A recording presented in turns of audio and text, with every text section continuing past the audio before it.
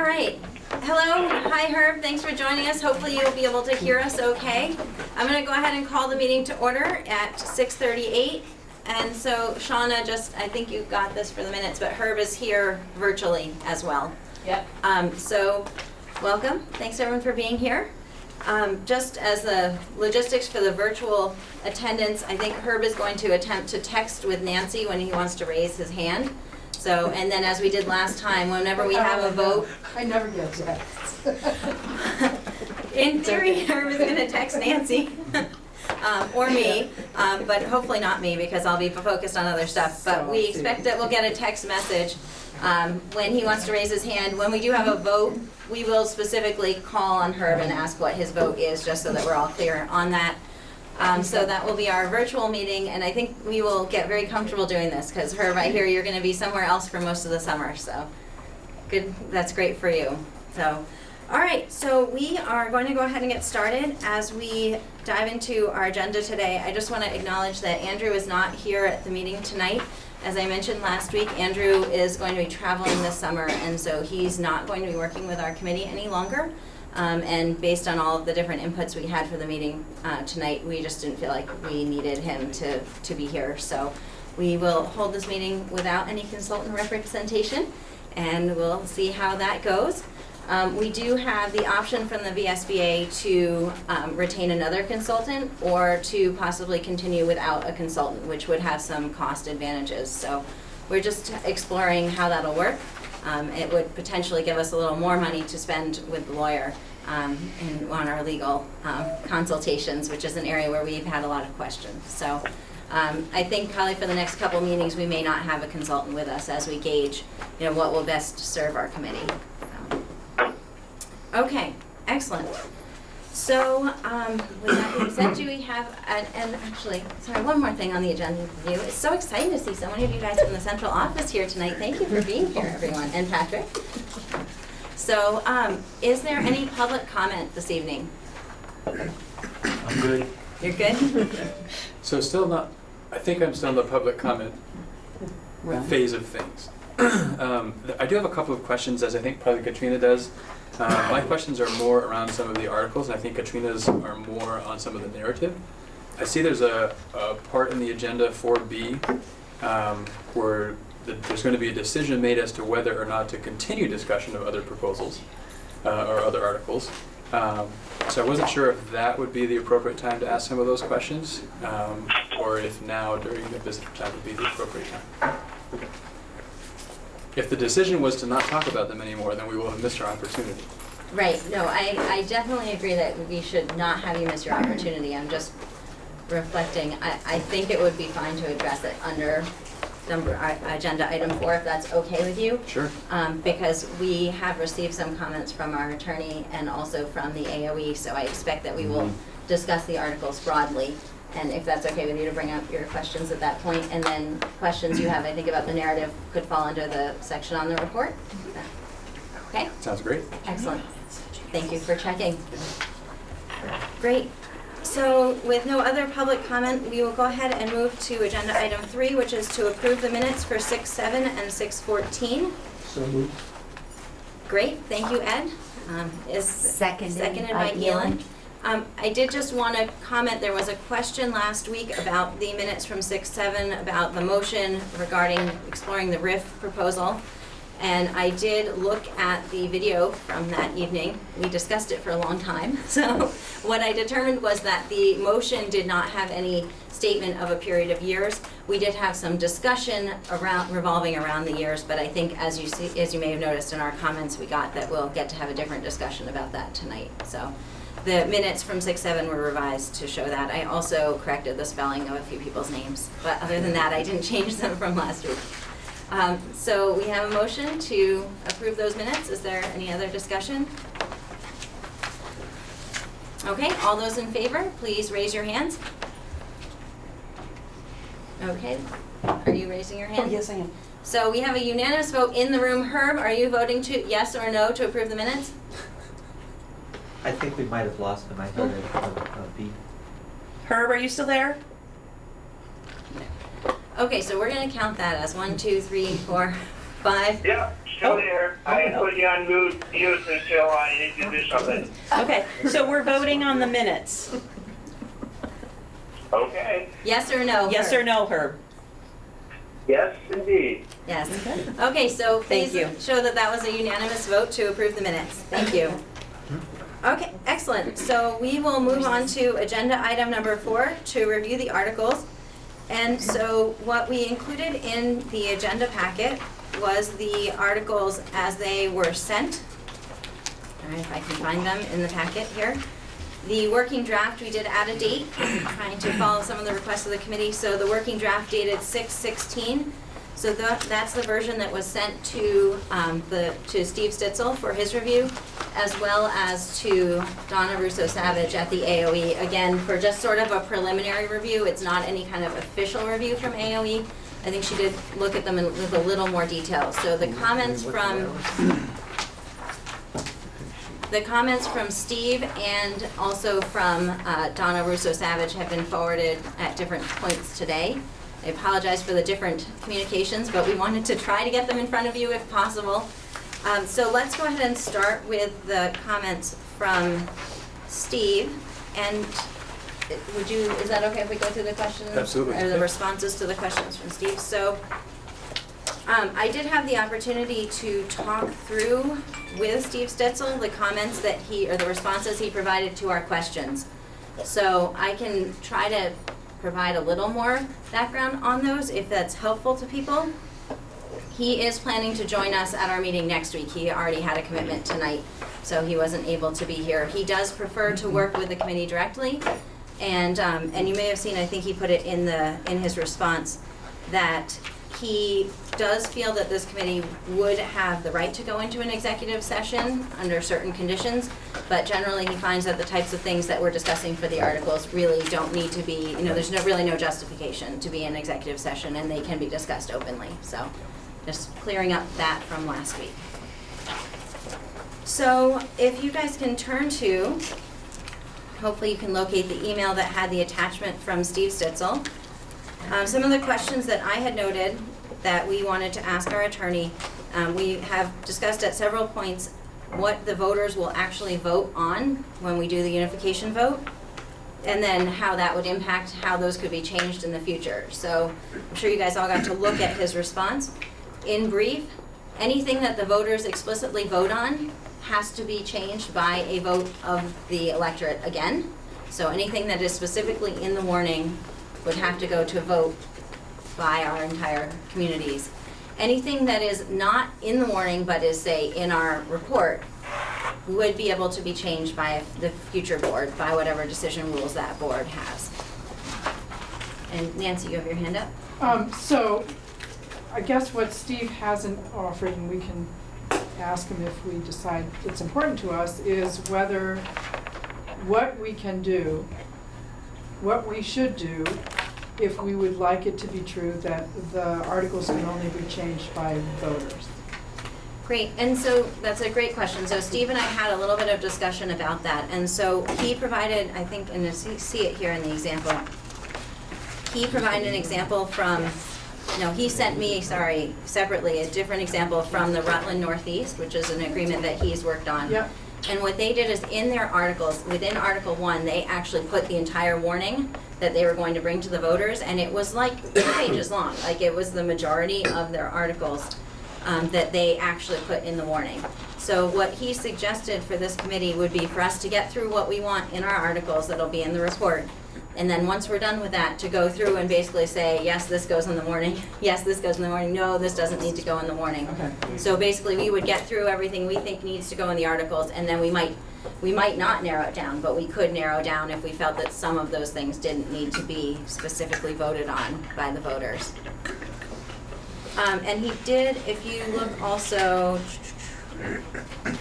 on the first page of his response in point E, there's some kind of standard language that basically says that the provisions of the report would be the governing provisions for the new district. So it basically kind of includes the other stuff that's in the report without putting it specifically in the warning, but those things that aren't specifically in the warning that is voted could be changed by a future board.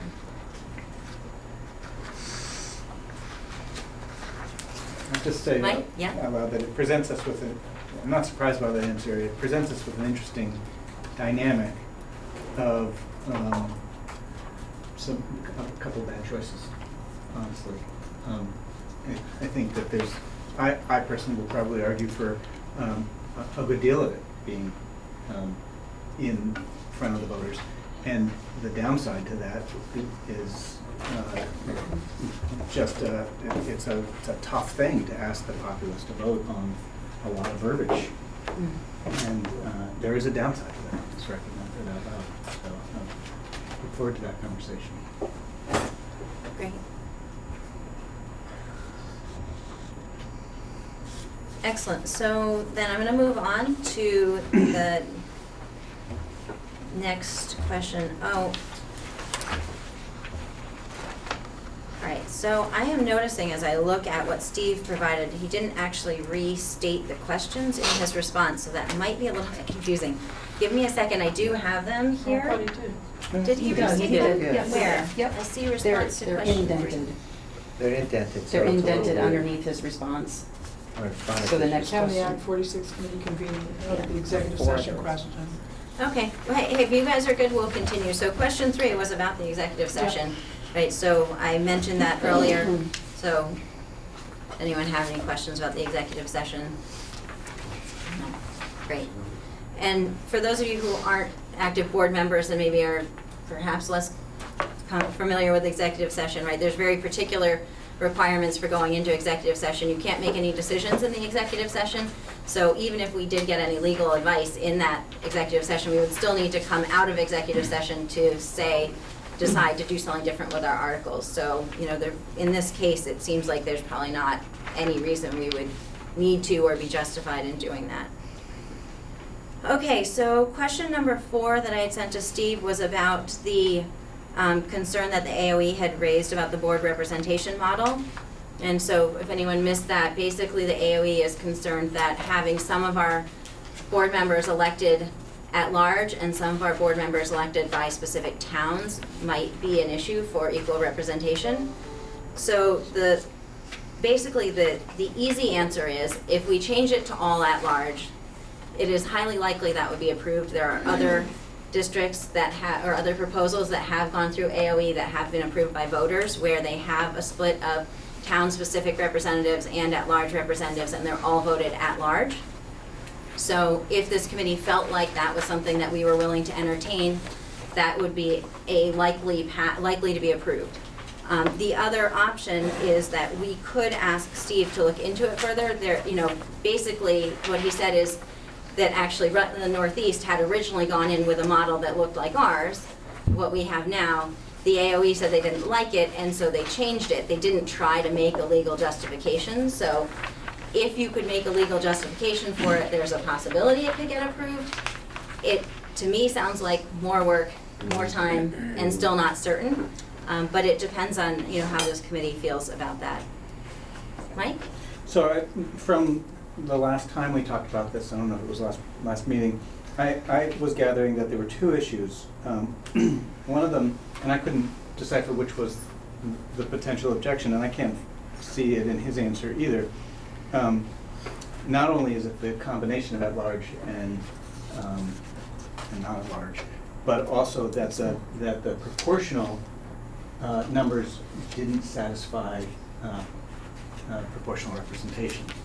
And so I guess my question is, if the proportional members did satisfy proportional representation, does that,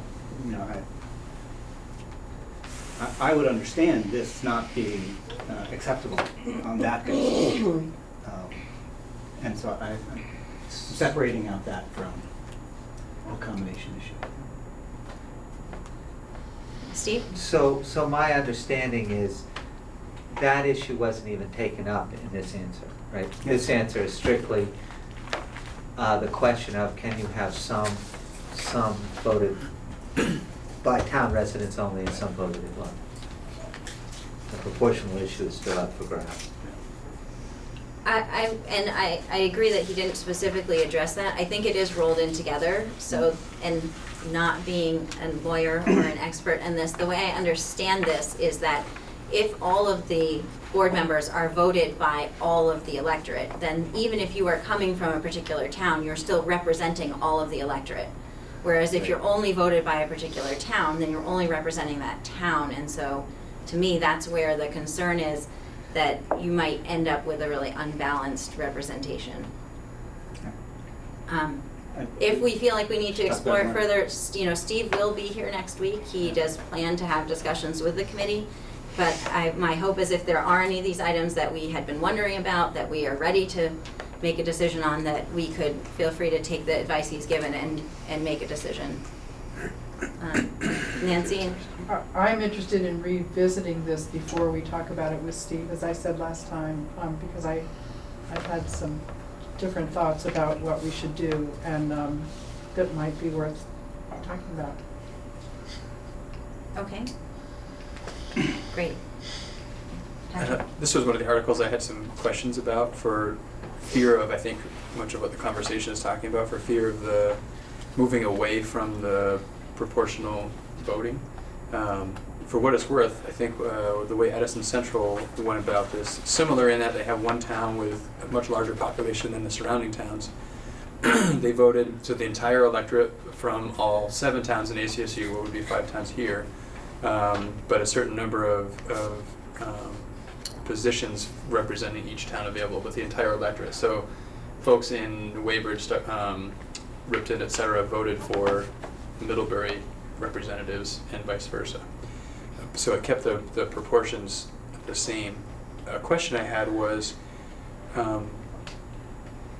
has this committee talked about going with a 7-member board or some other representation where there aren't at-large? That's where the questions came about from me.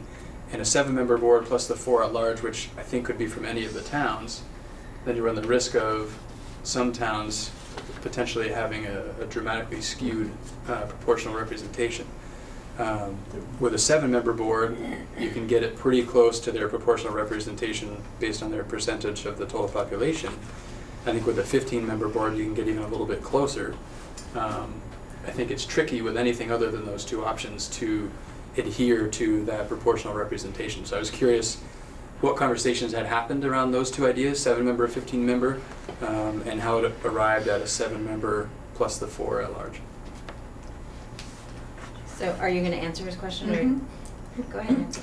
Well, so I think when we were thinking 7 plus 4 at large, we were thinking having an 11-member board would be a good number, but how could we do it proportionally? So let's make 4 at large. And I guess in thinking about it since then, in light of what we heard from whichever that attorney that was,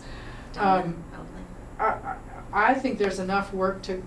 I don't think we want anything bigger than 15 or thereabouts, and even that's a little big.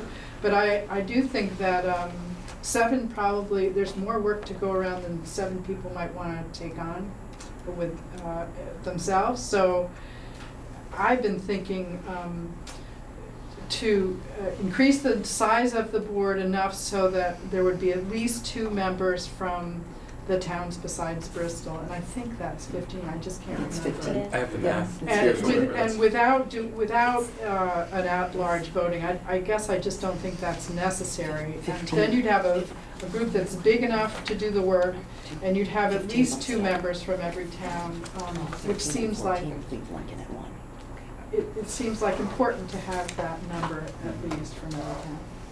Great, thanks, Nancy. Can I just add that part of the discussion that happened in the committee, I think, was that it was hard to get things done with a larger board, and that having a smaller board might allow more efficient processes. And so I think this committee tried to move towards a smaller number of people on that board. There was also a proposal that was floated to have a 10-member board with 2 representatives from each town with weighted voting, which we didn't go forward with, but we had some discussion about something that would allow, a smaller number and weighted votes. I think I personally advocated for the difficulty of deciding whether any vote passed or didn't pass with weighted votes.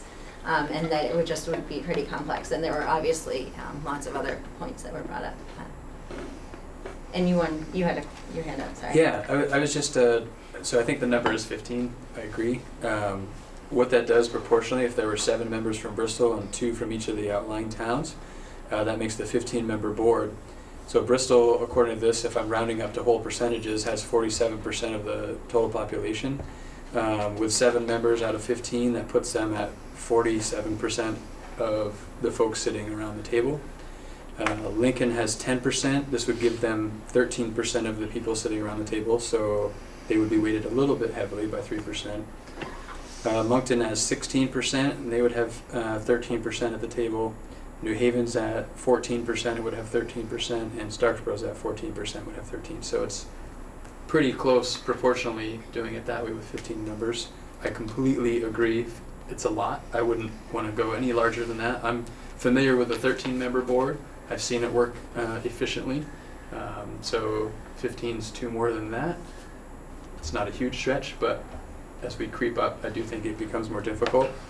I think like Nancy said, a lean, mean 7-person board sounds great. That's sort of intriguing, but I wonder if that really is enough. And we'd be really dependent on everybody showing up to every meeting if that were the case, especially the towns that have 1 representative. So I think 15 makes a lot of sense in the long ways. Right. Ed?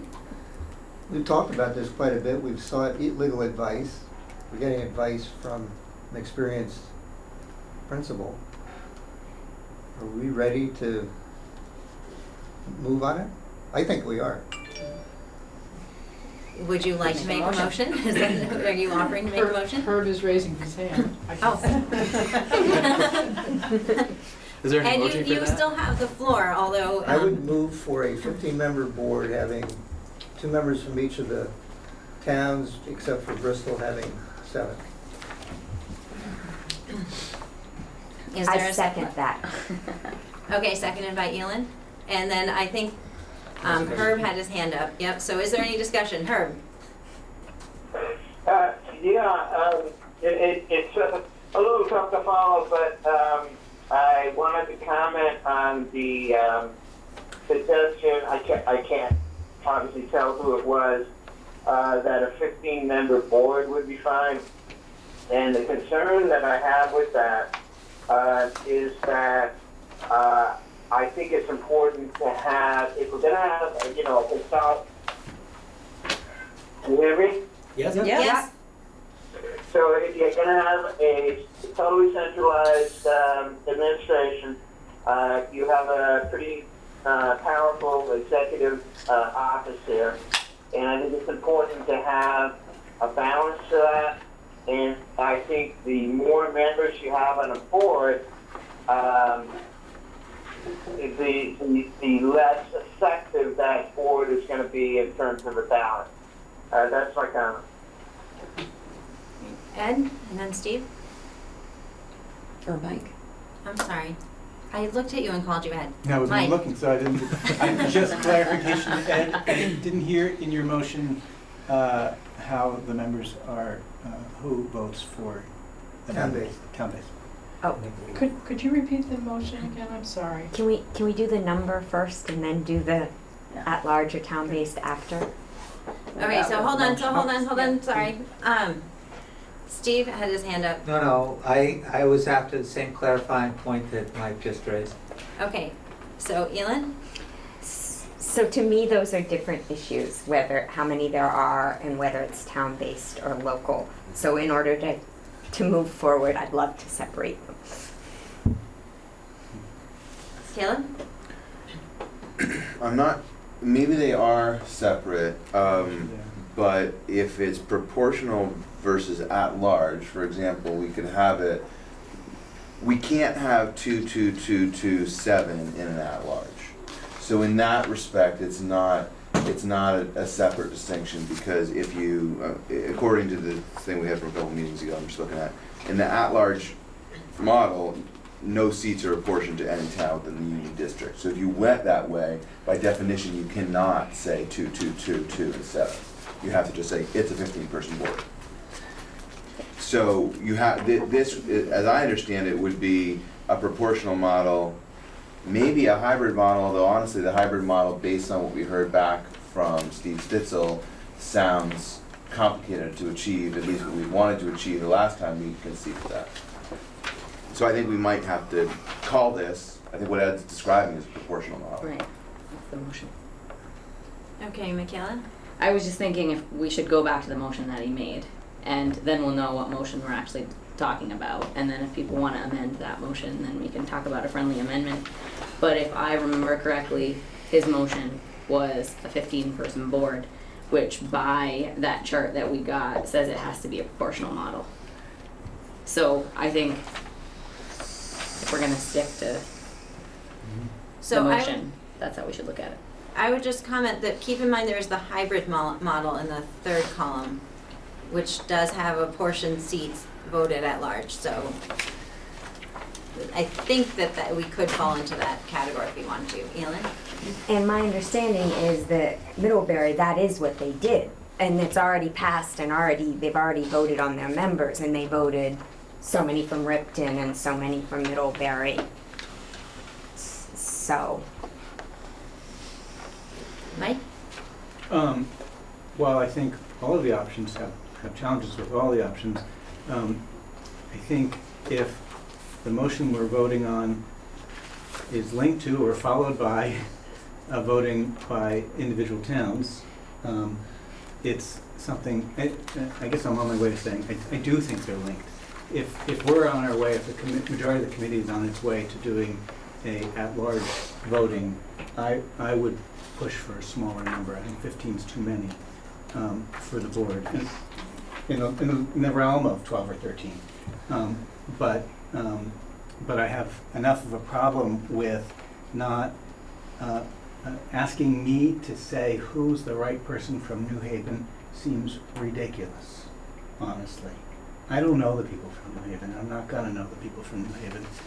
So what I'm working my way around to saying is I like the motion that Ed made if it is to be voted on by the individual towns. So let's get a clarification from Shauna, because you're writing this stuff down for us. Officially, what I heard Ed say in his motion was to have a 15-member board with 7 from Bristol and 2 from each town. Is that how the motion is? Right, 15-member board using the proportional model, Okay. which is 7 for Bristol and 2 for each other town. Okay, Nancy? I would just like to say too, that unless I know how the voting would be done on that proportional model, it's hard for me to know whether I could support it. So I'd like to offer a friendly amendment. So you may technically offer an amendment at this point, I think. Whether or not it's friendly, or? You can say it from You can call it friendly, but Well, I'm calling you friendly. And that is that the members be voted on by town in the 15-member board. hey, is there a second for the amendment? Seconded by Steve. So, Shauna, you got that? So the motion to amend Kurt's raising his hand. to amend the original motion to include the words to be voted by each town individually. Yep. Okay, Allison? So I know Michaela mentioned this, but the chart says apportionment, if it's proportional by the town model, then there are a specific number of board seats to each town. So each town votes on those seats. At large doesn't have anything, and then the hybrid is the same thing. Articles of agreement apportion a specified number of board seats to each town within the Union School District. Articles of agreement apportion a specified number of board seats to each town within the Union District. So my thinking is that if they're apportioned to the district, then the town, if they're apportioned to the town, then the town votes on their portion. Their slate of candidates. So I believe that there are two different models that we have seen in communities around us, right? So the example that Patrick was sharing in Middlebury, each town has a certain designated number of seats. So only people that reside in that town can submit a petition to be on the ballot for those seats. But everybody votes on all of the candidates. So in Bristol, you'd be voting on the Moncton candidates, and Moncton we'd be voting on the New, we would all be voting on all of those candidates, right? So, Okay. which is different than like the proportional model, to me, is what we do now for Mount Aid, right? Each town has seats, each town votes on their own seats, and then all those people go and be a board together. Sarah? Just a clarification that in 5 years, when the census comes around again, that could, the proportional number from each town could potentially change. Right. Still. Right. Okay. Thank you, Sarah. And I think Herb had his hand up. Herb, did you have your hand up? He did. Virtually. Herb, are you muted again? Oh, we wouldn't, no. 'cause he's muted. I'm here now. Your hand, Do I have the floor? Yes, yes, you you do. have the floor. Okay, so one request and one comment. The request is, it's kind of hard to follow the motions, very, sometimes not entirely clear. So, Jen, if you could repeat the motion at some point before we vote, that would be very helpful. The comment is, I wonder what happened. I mean, I know that Steve Stitzel offered to look more closely at the voting proposal that the committee had tentatively agreed on a few meetings ago, and I'm wondering why we're not asking him to do that. Great. Thanks for your comment. So I will restate the motion. I appreciate it can be very hard to hear when you're on a phone in a room with lots of people. So the original motion was to adopt, I don't know if that's the word Ed used, but to adopt a board with proportional representation. So that would be 7 members for Bristol and 2 for each of the other communities.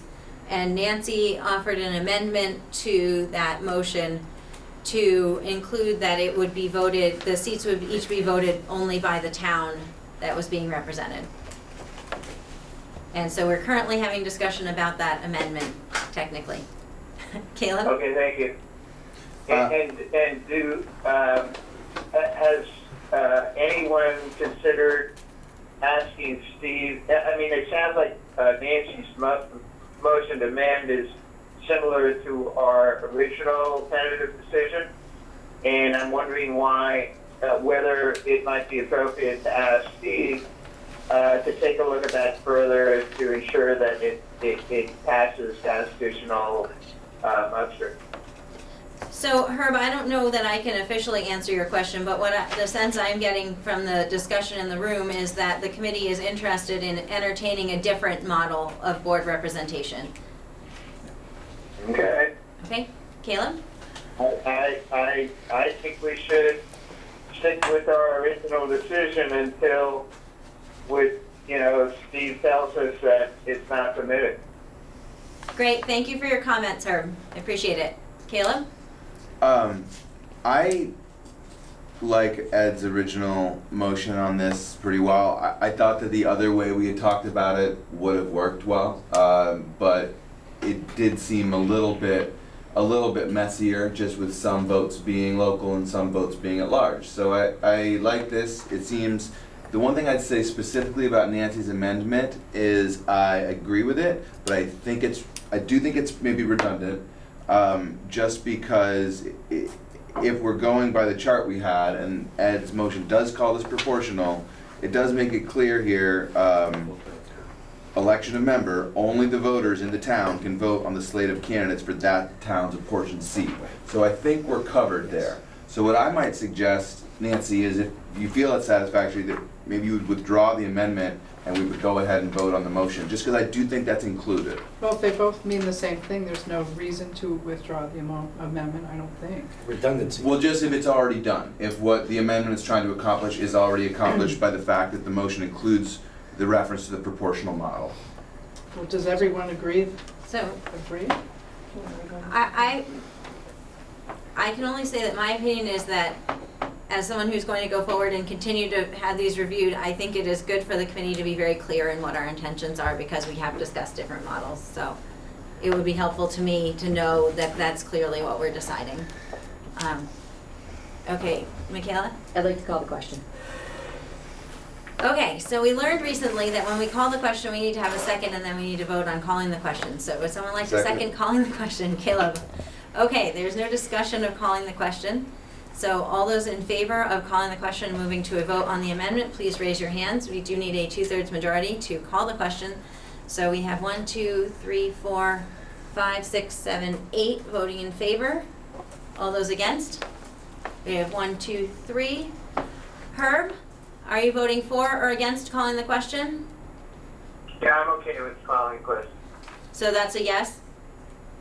Yep, I'll be voting on the main motion, but yes. Great, so Shauna, that would be 9 to 3 to 1, thank you. So we will then vote on the amendment. So again, the amendment was to add to the original motion that we would have the board members elected by individual towns. You okay with the way I stated that, or do you want me to read it, Shauna? That's great. Okay, so all those in favor of the amendment, please raise your hands. Herb, are you in favor of the amendment? Yeah, is that Nancy's amendment? Yes. To have the town-specific events Yes. voted by the town? Yes. That's yes. Okay, there's a unanimous vote in favor of the amendment. Cool. Okay, so now we're back to the discussion of the original amendment, or the original motion to have a 15-member board represented, proportional representation voted by individual towns. Andy? A few meetings back, we talked quite a bit about statute and things that were in it. One of the things I pointed out was that in the proportional model, it doesn't have to just be by the town population in the census, that in fact, you know, that there's a model that uses school population. But the point of that was, my point was that proportional can be proportional. It doesn't have to be 47% and it could be 23% and what, so you can gauge the size of your board based on proportion. It doesn't have to be, that's all I was trying to say was the statute allows for something. There are ways to do proportional that is not the full proportion. It's proportional. That's all. And again, that the statute has a different method in which it uses the school population as opposed to the town, and you can vote more often. I mean, it can change more often than every 10 years as well. But I just wanted to make sure that wasn't lost in the thought process. Great, thank you, Andy.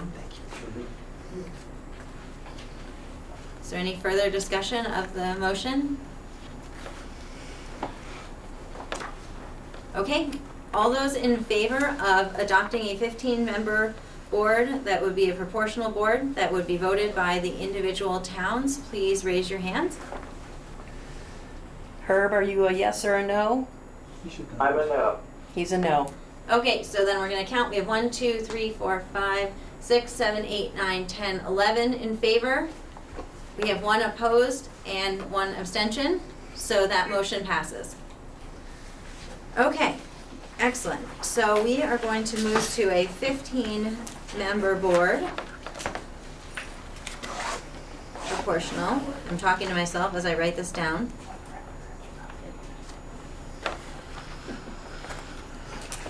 Excellent. Okay. So moving on, in the responses that, you know what, I'm sorry, before I move on, can I say, that was a really great discussion, you guys. We had a discussion, we made an agreement, most of us felt good about that. I hope that you guys feel good. This is a new leaf for us. I'm sorry, but it kind of is. It's kind of exciting. So anyhow, I just wanted to acknowledge that. So I hope you don't think I'm making light of it. I think it was great. So moving on in the responses that we got from Steve Stitzel, we're moving to, there were some questions that have been submitted related to Article 6, which deals with the funds.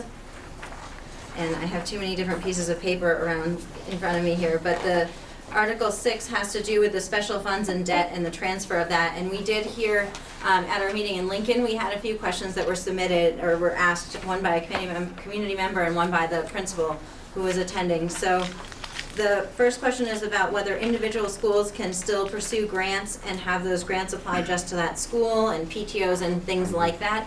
I think we have had that question answered as a committee, and it's my impression that Steve's answer is fairly similar to what we had heard before, that there is nothing that would be expected to change that. So that was pretty much kind of how I read his response to that question. There was an important distinction, though, that if it's something that's being applied for by the entity, that would now be applied for not by a building, a school, because now a school is a district. Now the district would be larger. So, Nancy? I think we had a discussion last time that we didn't resolve about whether it would make sense, since that question has come up at least once, more than once. I was actually in a meeting with a funding agent yesterday who asked the same question. Someone who wants to give us money to particular schools. Since since the question has come up, my question is, would it make sense to add language in the article to make it crystal explicitly clear? Great. Allison? So Armando, in terms of Steve's point, with consolidation, however, funds collected for a specific building will need to be collected and dispersed by the district's finance office and not directly handled by the administrators That's already true. for a specific building. We already do that. Yes, we do. Okay, so, As best we can. right. Yes, So Allison, that's that's how we do it that's- now. Yes. Any grant has to come through here, even though the money may be going to a school, it comes through here and it's dispersed by us. Sometimes. And we're getting there. We're almost there. But the process is exactly as you described. So this should not change anything. Great.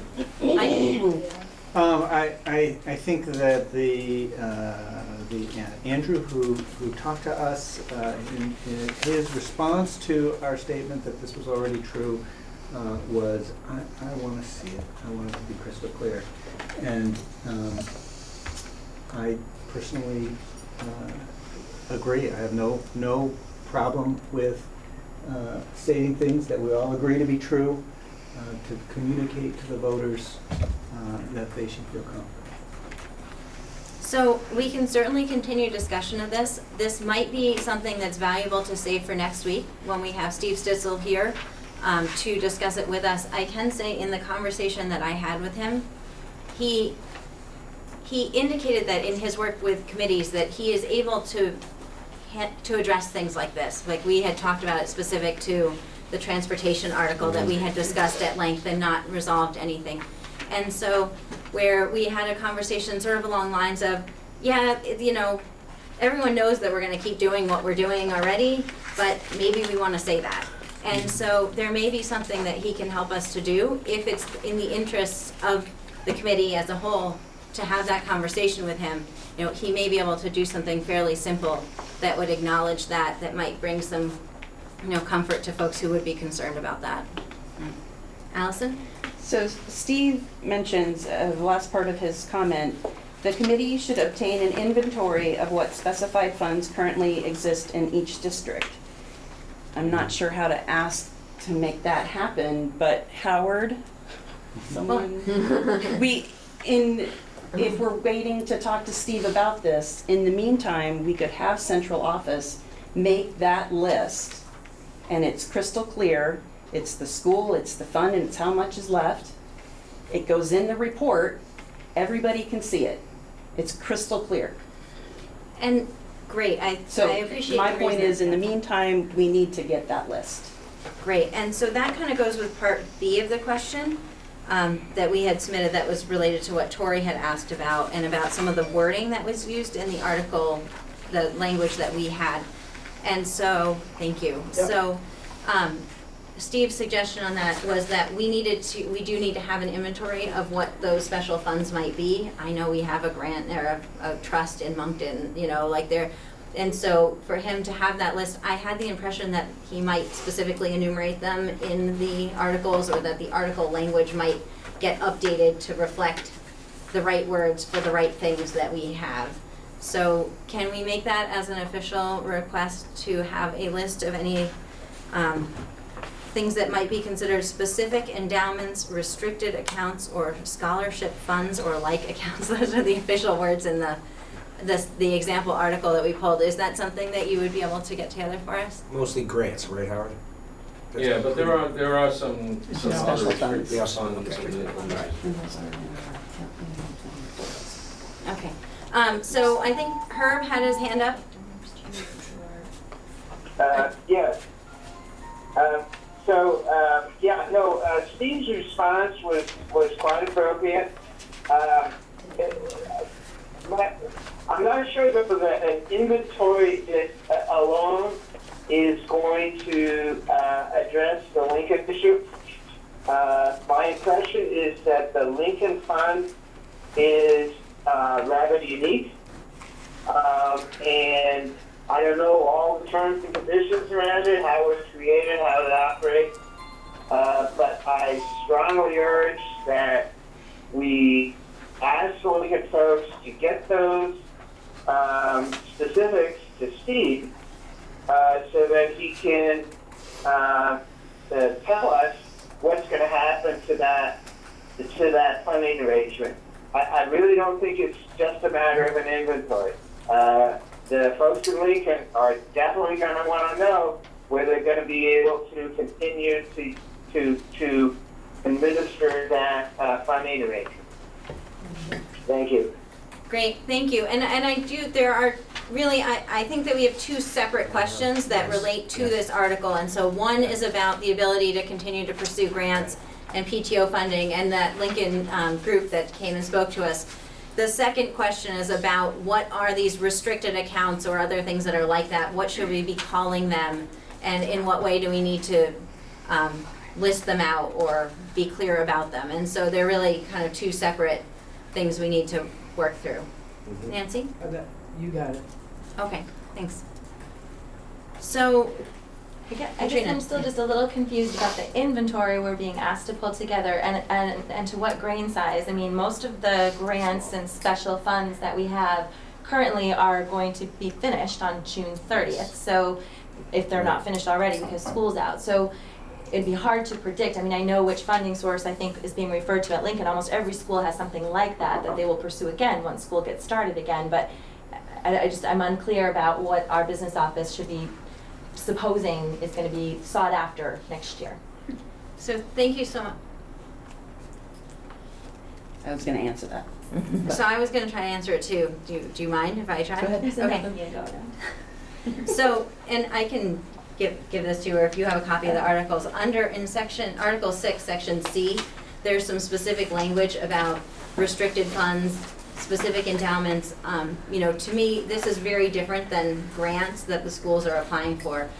In Moncton, we have a trust that someone willed to us with very specific use conditions. So even in the new district, it would still, we couldn't change those. So I'm thinking it's a much more focused list. This is very, very helpful in my brain. So yes, thank you. Allison? So the inventory list that I'm thinking about is presented in each town's annual school report. There's a fund, there's an amount that's left, there's the distribution. I mean, it's like I'm thinking of the UVM Foundation and how they do all of these things in your colleges and your departments and your schools and this and that. And so for me, the funds that we're talking about specifically are the ones that have been given to a school by someone other than a granting agency that has like NIH or the American Heart Association. I'm too global, but they're in the annual school reports. Some have 5, some schools have 5, some have 1, and it's like the scholarship fund for Mount Abe. There's a specific scholarship fund that gets awarded to a student, and that's specific to Mount Abe. So those are the ones that I'm thinking about. The granting agencies that have specific conditions, essentially sponsored projects, I don't think we need to worry about, because those are administrative, financial duties. And I also think Steve could probably provide guidance if needed. The one thing you made me think of, he mentioned that generally the list wasn't that long. The one place that it got complicated sometimes is at the high school, like each year, like the class generally raises money, and often those monies don't all get spent, so there might be like a whole bunch of leftover small amounts of money or That's a student something. activity account, that's different. I think what Allison's talking about is a specific restricted account, that somebody makes a donation to the school and says it'll be paid to a student from the town of Bristol, and I believe that's what she's talking about. Maybe you can confirm that, Allison? Yes, or the use of funds at Moncton for Yeah. rental of equipment. musical Yeah. instruments. We have a Not Marshall purchasing, fund, but rental. we have a Betty Or the Farr things at fund, Lincoln and so we that have are several specific funds to that are Lincoln out that there. would never be applied to Bristol, but everybody will have a clear understanding of what those funds are and what they're for, and it should assuage any fears that anybody has about funds getting commingled and not tracked and haphazardly used. And I'm not trying to make light of this at all. I completely understand. But I don't know if it's just because I work with these on a daily basis and I have all kinds of different accounts that I work with. But when it's separate and it's specific, that's what it's used for. So I think a list of that should take care of it. These are all related to legal documents that prevent you from using it from any other purpose, most of them. Yep. So, Great. and they're specific as to the use, so. Great, so thank you for your help in getting that together.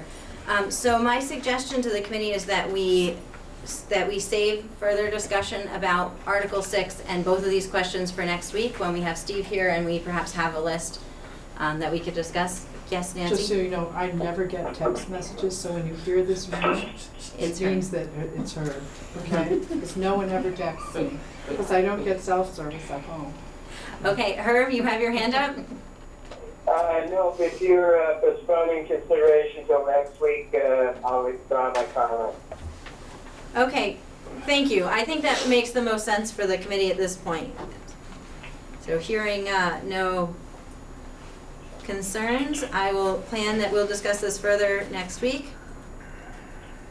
Great, so moving on, the next one that we had asked was related to Article 7, that we had approved adding a concept to our articles around continued use of the school buildings and grounds by the community. So Steve responded, as you can see, that that's quite a common concern. He has some suggested language here. I don't know if we want to discuss the language, if we're happy just to go forward with the language that he's proposed. I think we had approved the concept to be drafted by the lawyer, so it would be super awesome if we liked the language he sent. But if we do have concerns, we can certainly discuss it further with him. Elin? So would you like a motion to accept this language that Steve gave us and add it to Article 7? Sure. I would move that. Second. Okay, so motion by Elin to accept the language for Article 7 and seconded by Steve. Is there any discussion? And to be clear, so this would be I believe we said this was going to be item C under Article 7. We have a placeholder in our articles for where it would go. And for maximum confusion, it's question 6, Article 7. Herb? Herb? Maybe it wasn't Herb, someone could have texted me. No, it was Herb. Herb? He said, lost you, can you call me back? Oh, Thanks. okay, yeah, no, I don't, yeah. Who's paying for this call? I guess maybe while we're trying to get We all Herb back, Yeah. what I like about the language of this is it feels less restrictive than the language that was started to be drafted earlier. Because it Hi, Herb. spoke I'm gonna put you on specifically speaker. about Hold on. basically keeping the use the same.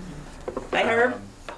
Philosophically, You there? for me, I feel like the buildings belong to the community. and Okay, want to you're use here. Possibly more than We they are gotcha. now, which might not have been able to happen with the other language. So. Great. I'm sorry, I didn't hear the end of what you said, Patrick. I was just saying philosophically that I think the buildings belong to the community and should be used as much as possible. And I feel like the language that was in there before might have been limiting to that because it spoke to keeping the use the same as they are currently. And there may be places where we want to expand use of the facilities, which we maybe couldn't have done with the language as it was. Thank you. So seeing no further discussion, I think, Was Herb, that did you offered have meeting? discussion or did you just want to be re-added to the conversation? Does he know where we're at? Somehow the call was dropped. Okay. I simply wanted to be added. I'm not sure what motion is on the table, however. Sure, so we have a motion on the table to approve the language that was submitted by Steve Stitzel. It's under question number 6. It actually goes under article number 7. It was the intention, or this committee previously approved that we would work with the attorney to draft language to basically ensure that the community would still be able to use the school buildings and grounds. So we're on question 6? Yes. Okay. And we're just about to have a vote on that, on approving the language that Steve sent.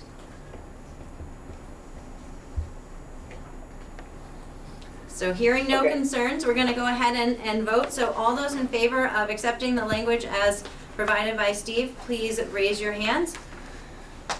Herb? So we have everyone voting yes in the room. Herb, are you voting yes or no? No. Okay, so let that reflect that we have 1, 2, 3, 4, 5, 6, 7, 8, 9, 10, 11 yes, 1 no, and 1 abstention. So that motion passes. So we will go ahead and add that under Article 7. Great. So now we're going to move to question number 7, which does not deal with Article 7. Question 7, we had some discussion at a recent meeting about whether it would be possible to write something into our articles that would keep the RIF and recall and seniority consistent with how it's interpreted today, so being building specific. And I think we got a pretty clear answer from Steve, and we also got a pretty clear answer from Donna, or clear direction from Donna that the answer is no. No. We can't do that, period. Right. End of statement. So we can certainly have discussion, but that's kind of how I read the answer. So Nancy? I wonder if I could ask whether this group could review the language that's in the contract either tonight or at its next meeting. So Around- to make For sure, what purpose? so that everyone understands what would be in force for a unified district as a whole, because that is what the change would mean.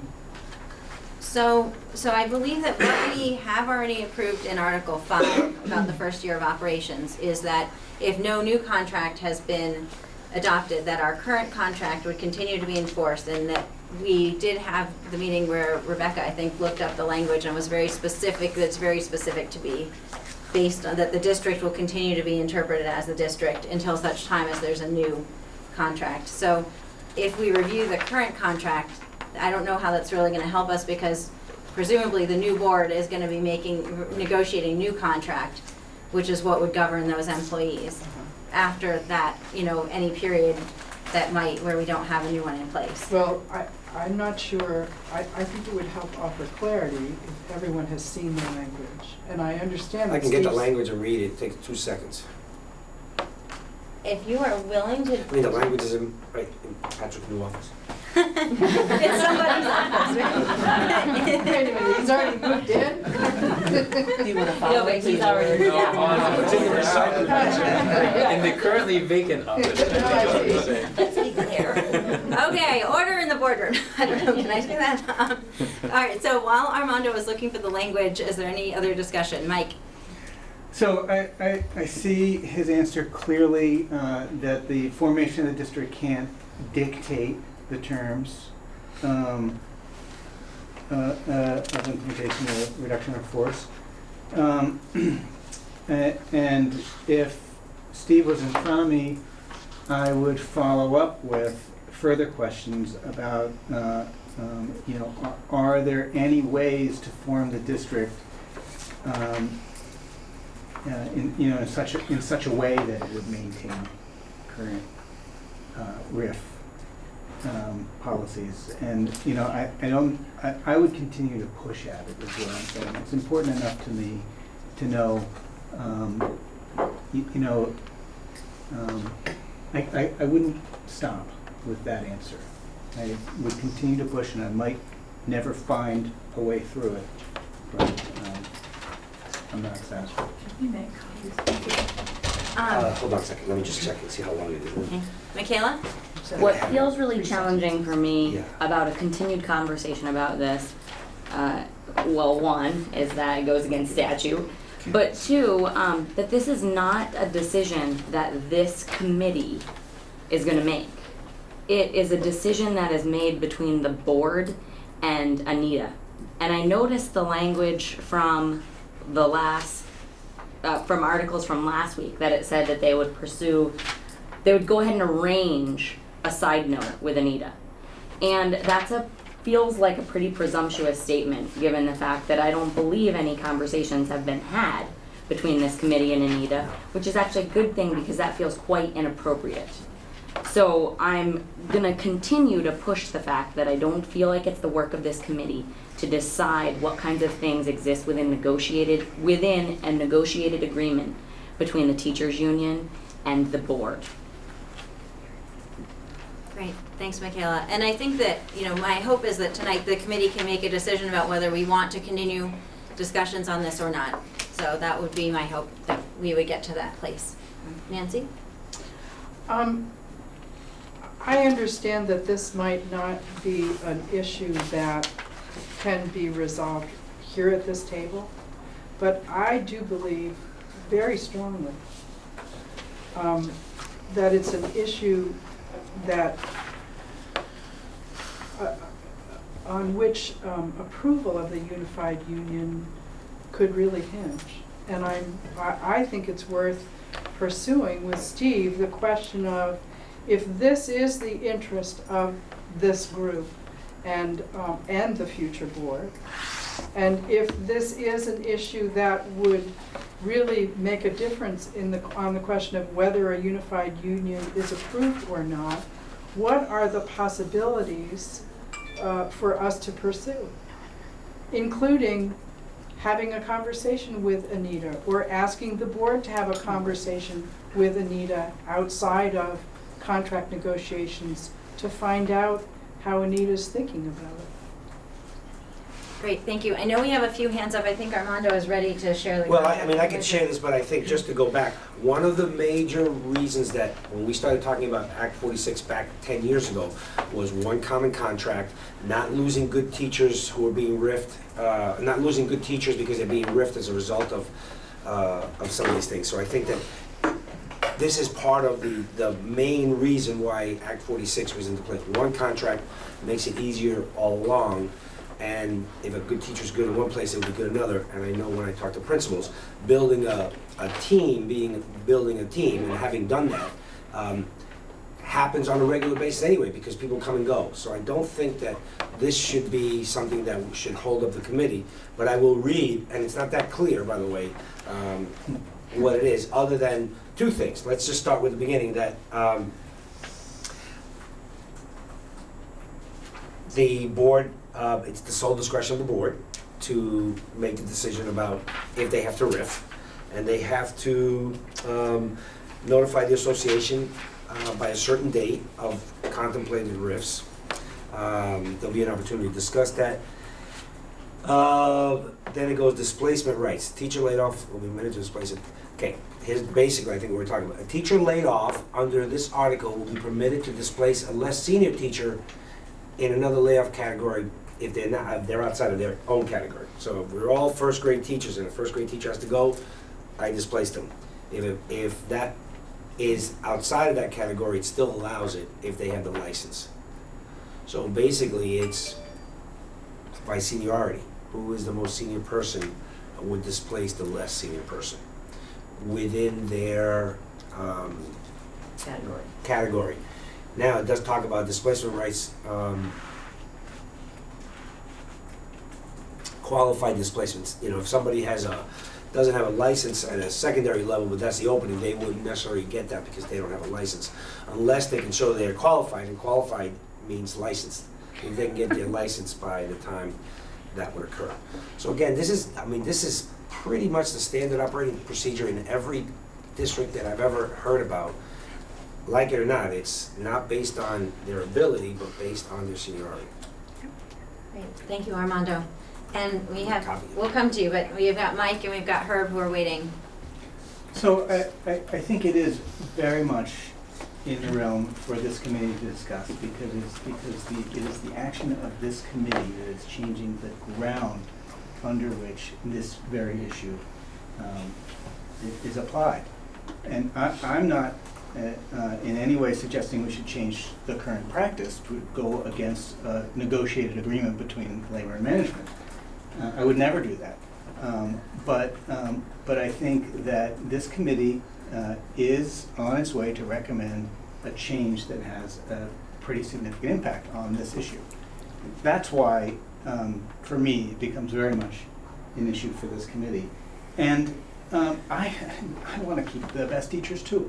I don't think, in this case, a teacher who's been in Moncton teaching for 4 years, who is losing their job because of a reduction in force, being able to bump a teacher from New Haven in the 4th grade who's been teaching for 2 years is a question about quality. It's a very different question, and so when I hear we want to keep good teachers, I want to keep good teachers too. We want to do everything we can to keep good teachers. Mike, you need to clarify. I lost you. I'm not quite sure I get the connection between one's a good teacher and one.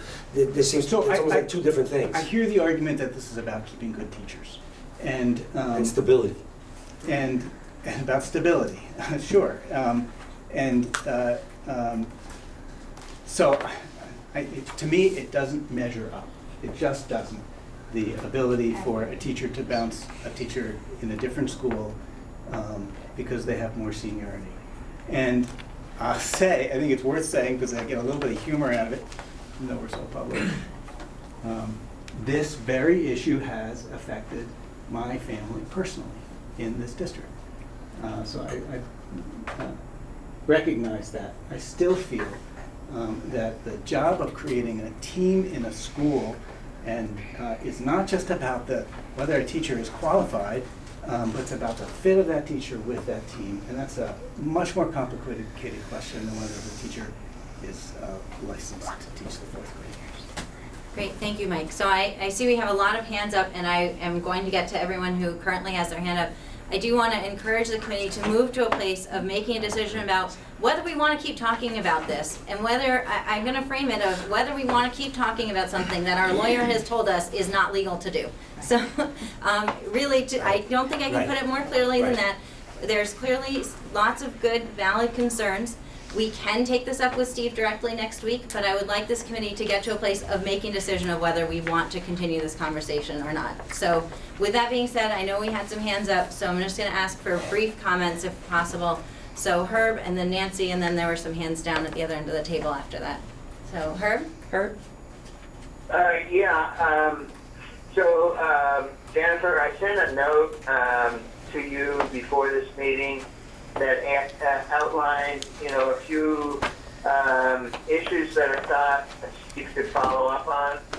And this was one of the issues, because I think that, from my perspective anyway, the question that was asked of Steve wasn't the question that I was interested in having answered.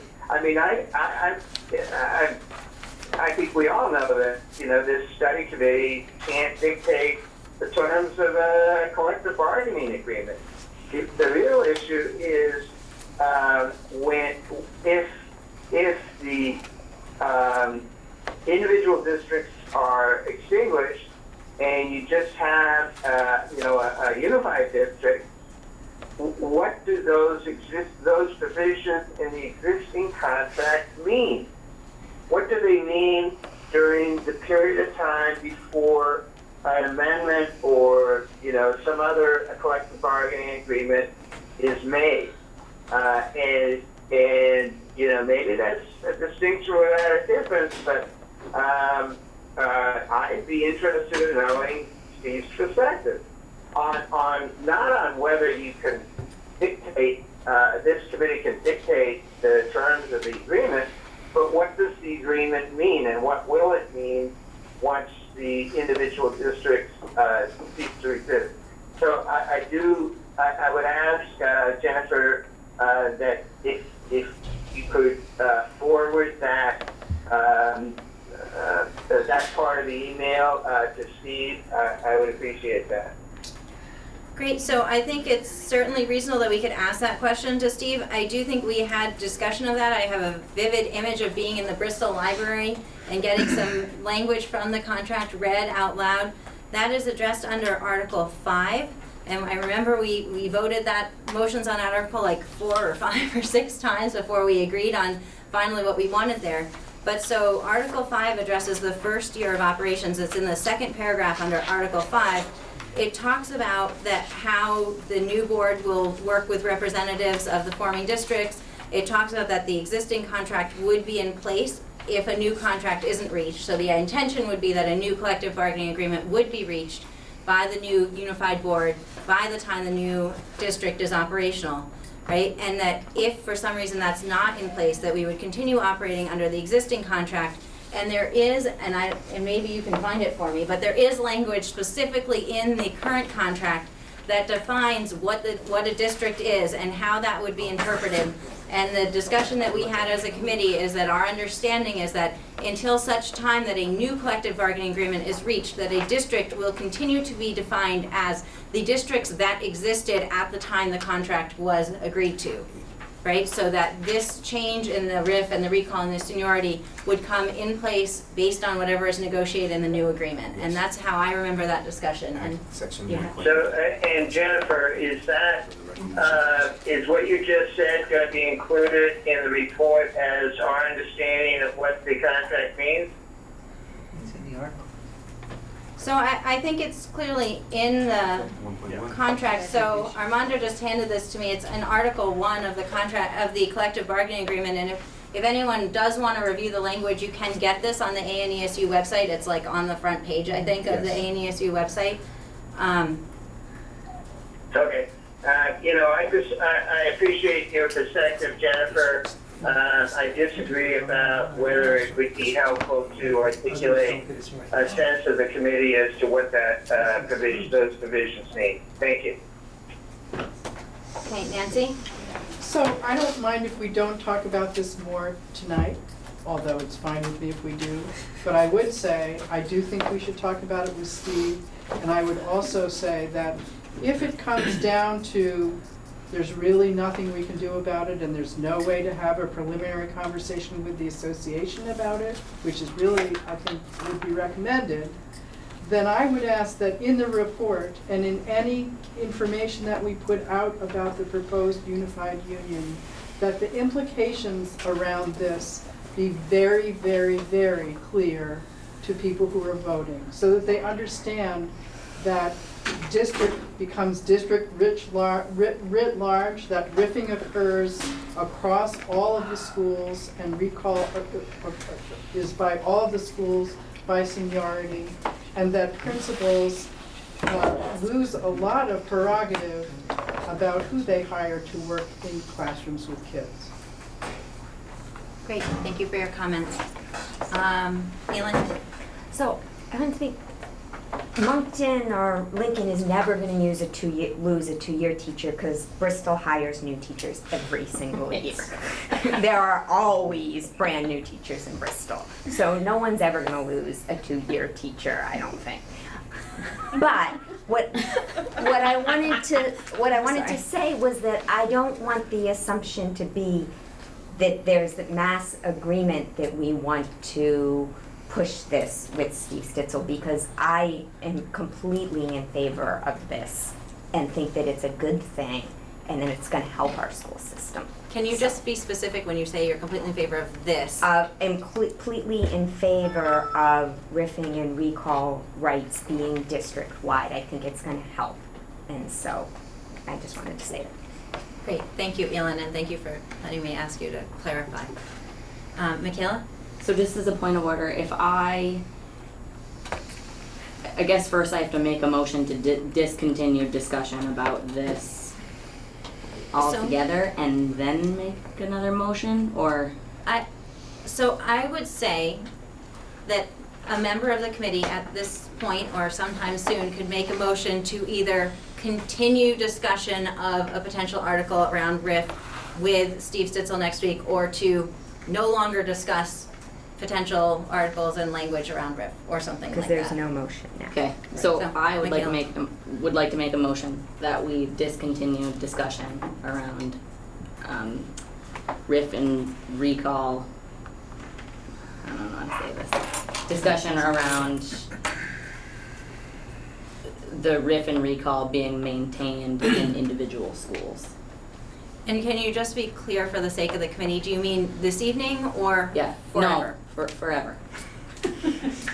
Second. Seconded by Ed. Shauna, did you get the motion? Can you say it one more time? No, Sean, I couldn't even say it the first time. Move to Discontinue discussion about RIF. district-wide ribbon, okay. And can you please be clear that the motion is in general, not just for this evening?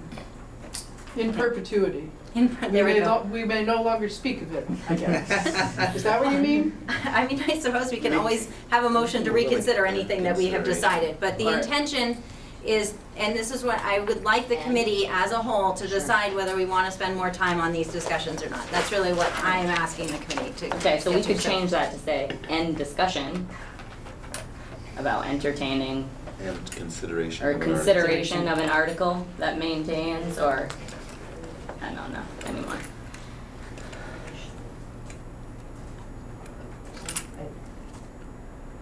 Do we have What an do you official have, motion? Shauna? According to Robert's rules, once I say the motion, you can't change it anymore. Did I say it yet? I don't think I said it yet. No, you have not repeated it. Shauna, could you tell us what you? Right now, I have a whistle move to end consideration of an article discussing district-wide riffing. Okay, so the motion on the table, and then it will be official. The motion on the table is to end consideration of an article around RIF and district-wide riffing and recall rights. Okay, is there any discussion of this motion? Okay, Ed? It's been suggested that we sit down with Anita. I under no circumstances wish to sit with Anita. We have no power to do that. What would we talk about? We cannot reach any conclusion.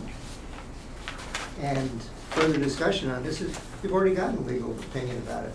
No, we can't alter this. And pursuing it is just taking up valuable time, frankly. Great, thank you, Ed. Patrick? I just want to share what I think I understand from the conversation so far and from what Armando's read and from what the attorney's saying. So this group can't influence RIF bumping rights at all. A vote in favor of unification doesn't change that, the current bumping rights at all. And the only thing that can change that is a new contract negotiated between the teachers' union and the new board. Exactly. I might just say that one would presume that the new contract will have different provisions than the current contract, because the district will now be one district rather than districts, but that's a presumption, right? That's for them. Nancy? Exactly. What changes, and it's quite a drastic change, is what's defined as district is no longer a school, but all of the schools. And so, although the riffing and recall provision itself doesn't change at all, it effectively changes a great deal because the definition of district has been changed. Assuming the language stays the same for the next contract. Yes. Great. So we have a motion on the floor, so I am going to ask for a vote at this point. So all those in favor of the motion to, I didn't write it down, to end discussion of district-wide, end discussion of an article about district-wide riffing and recall rights, please raise your hands to vote in favor of the motion. So we have 1, 2, 3, 4, 5, 6, 7, 8, 9 in favor. Any opposed? So we have 2 opposed. Herb, are you voting for or against the motion? No. So you're voting against the motion? Yes. And no. You're a no. Okay, so that would be 9 in favor, 3 opposed, 1 abstention, and so that makes 3, 9, 13. Hold on. So with 13, we need 9 to make a 2/3 majority, so the motion passes. Okay. Great.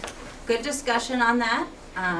Lots of good points raised. And so we are going to move the last question that we got information from Steve on was related to Article 8 or 9. We had 8 and 9, I guess. There was a question that the committee had asked about whether one person could run, and actually, it doesn't really matter, although what he said when we talked about it is, today school boards have different seats that have different durations, and that in practice, if you went to the town clerk and tried to put in a petition for the 3-year and the 1-year position, they would ask you which one.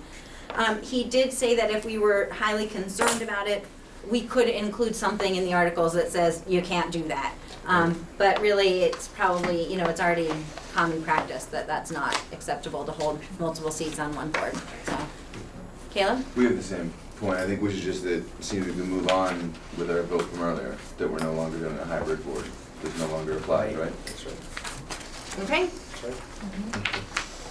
That is fine with me if there's no other discussion on that information from Steve. So I know that I was really pleased that Steve was able to, I think he reviewed some of this stuff over the weekend for us. So I know he has a lot on his plate. He didn't get to read through all of our articles and give us detailed feedback on the articles. He had focused on the questions that we submitted initially. I do expect that we will get feedback from him on our articles as a whole. I asked him to specifically, read through them basically the way that we've seen the AOE do. What do you think about them? Is there anything you're concerned about? Is there anything that should be there that's not? And just generally give us some feedback on those. So I expect we'll get to have some discussion about that next week. So I know, Patrick, you said you had some questions with the articles. Were there ones that we didn't cover that you would like to talk about? Just a few, but most Great. of them were answered, which was great. Awesome. So in today's packet, I'm looking at page 14. It's Article 14. Hold on a second. And actually, there's sort of article, kind of On page 14? on page 14, Article 14. It's amazing when that happens. So looking at the only paragraph under Article 14, I'm just curious about the last sentence that speaks to. So the new board shall not close any member school unless the electorate of the town in which the school is located consents in a majority vote by Australian ballot. I'm just curious how that came to be in there. It seems like it's an example of a couple of things in here that I think are going to sort of handcuff the ability of the new board to do work that they're sort of charged with doing.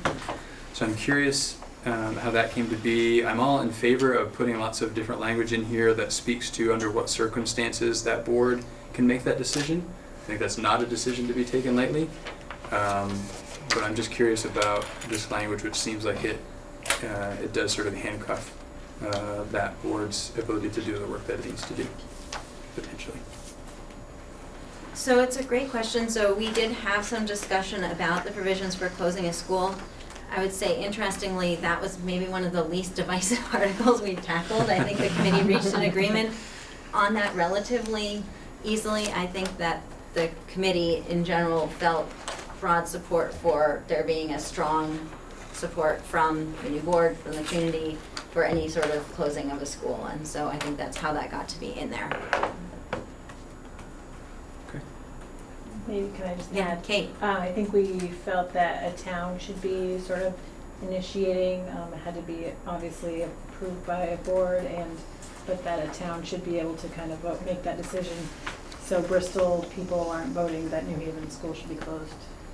So we felt that because it's important to individual towns, and the size of our towns and schools obviously are small, but that basically one or two towns wouldn't decide the fate of an individual school or town for them. It was more initiated by the board and the town of the school located. Is that the impression is that right? And I think that, but I think Patrick's point is inaccurate when it does hamstring the total board. Because if you have a school, and I don't need to get into all the scenarios, but his point is accurate, that 5-10 years down the road, that could really be an issue for the board if they have no control about how to close, let's say, a school that may be down to, very small numbers, but the community doesn't want to do it. So that's the hamstring part of it. And I guess where I was thinking of this from was, so again, thinking my perspective has been Addison Central for the last 8 years. And they have, so New Haven is our smallest school, which would be the second largest of the 7 elementary schools in Addison Central if it were there. So our schools are small on a national scale, and they're even maybe smaller Vermont scale, but there are plenty of schools around us that are much smaller. Yes. And I know that unified board has the authority with a supermajority of the board agreeing. So I think 10 of their 13 members have to agree, and there's language in there that speaks to they have to hold community forums. At least one of those forums has to be in the town of the school that will be getting closed. So there's lots of provisions under which they have to really include the community in hearing the thoughts and fears and concerns, etc. But ultimately the decision rests with that board. I think it's sort of interesting in light of the conversation we had last week about wanting to include some language in here about requiring some cost containment as a part of Act 46, to then also be talking in the same document, limiting the board's ability to do perhaps the most significant thing that could save money. Seems like they're sort of counter to one another. That's just sort of why I bring that up. Great, thank you. Steve? So I guess I have two reactions, and one is, we did put this in there. We put this in there fairly intentionally. We understand that there is a little bit of handcuffing of the board. There's another way out for the board, of course, which is to bring forth a different, so I guess there's two pieces. Number one is we already have, we can see examples in our area of places where schools have closed and said, Hancock decides that it wants to go over to Ripton, right? And towns are approving that, and they understand what the issues are. So there's one piece of me says it's pretty clear to a town when their school gets so small that the property tax rates, your per pupil rates go so high that it becomes untenable, and towns understand that, and members of the town understand that. And the other piece would be that if for some reason you got to a place where a town really was having trouble and the board was having trouble, the board does have another option, which is to go back to the district and modify the Articles of Agreement if they so chose. So, there are some outs, but I think that we intentionally made it different. Okay? Caleb? Yeah, I think that this is one of the relatively few places where there was an opportunity that this committee found to be responsive to some of the concerns we've had about loss of local control. And I think that it does, we've on many articles worried about tying the hands of the future board, and that came up here, but I think in this case it seemed worth it to this committee, and it seems worth it to me, because we're asking our communities and our current districts to some degree to trust in a new board that is somewhat unknown, and that viewed through a certain lens can seem scary and like a loss of control. And I can see, like, with the eye of a new board and our new superintendent, this could be seen as also a little concerning. Oh, there's going to be a community that'll really have us where they want us. They can keep that school open forever because they're no longer as affected by the per pupil thing because it's a bigger district. I get that. But I think we have to also trust our towns because who wants to insist on sending a handful of kids to an abandoned building every day? No matter the cost. It's just, if you play it out, it doesn't hold water as a legitimate fear for me, and I think that it's symbolically, I think, important, and the committee felt that way. And I do think it's worth a little hamstringing in this case. I don't personally think it'll be debilitating to the new board. Great. Ed? Not to belabor it too much, but a different scenario. Let's say two adjacent towns with worn-out buildings and decreasing populations of kids decided to build one new school for both of them. How might the future board deal with that, do you think? And those towns? I don't think we contemplated that as a possibility. Under this, I think each of those towns has to agree to close their current school and build the new school. Yeah. If either one of those towns doesn't agree to that, it doesn't happen. And the bond would be funded by the whole union. Sarah?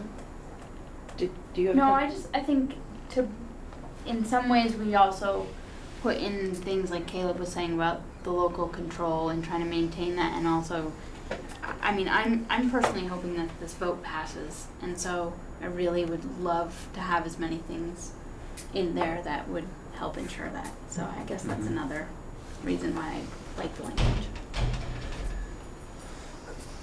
Thank you. Great. You had another question? Yeah, and it's sort of, it's connected to Article 15 on the same page now. There's a couple of references to local school councils that have advisory responsibilities. I'm just curious what the conversation was around those. Are we going to add another board and keep on the same ones we've had? I'm just curious of the role. There's a piece of me that feels like that's just best practice in some ways, depending, at least as I'm thinking about advisory councils. So it's a meaningful way to engage the community. Part of what I'm interested in with Act 46 is I think we can do a much better job of engaging the community. I think right now it seems like primarily board meetings are the way to engage the community. I don't know about you, but board meetings I've attended don't have many people in the visitors section unless there's a hot topic to talk about. If you're talking about changing a math program, you're going to get a lot of people. If there's something big, other than that, it's 1 or 2 or 3 people. That doesn't really satisfy me in terms of community engagement. So I'm interested in looking at thinking outside the box. I think we can do a lot of that through Act 46.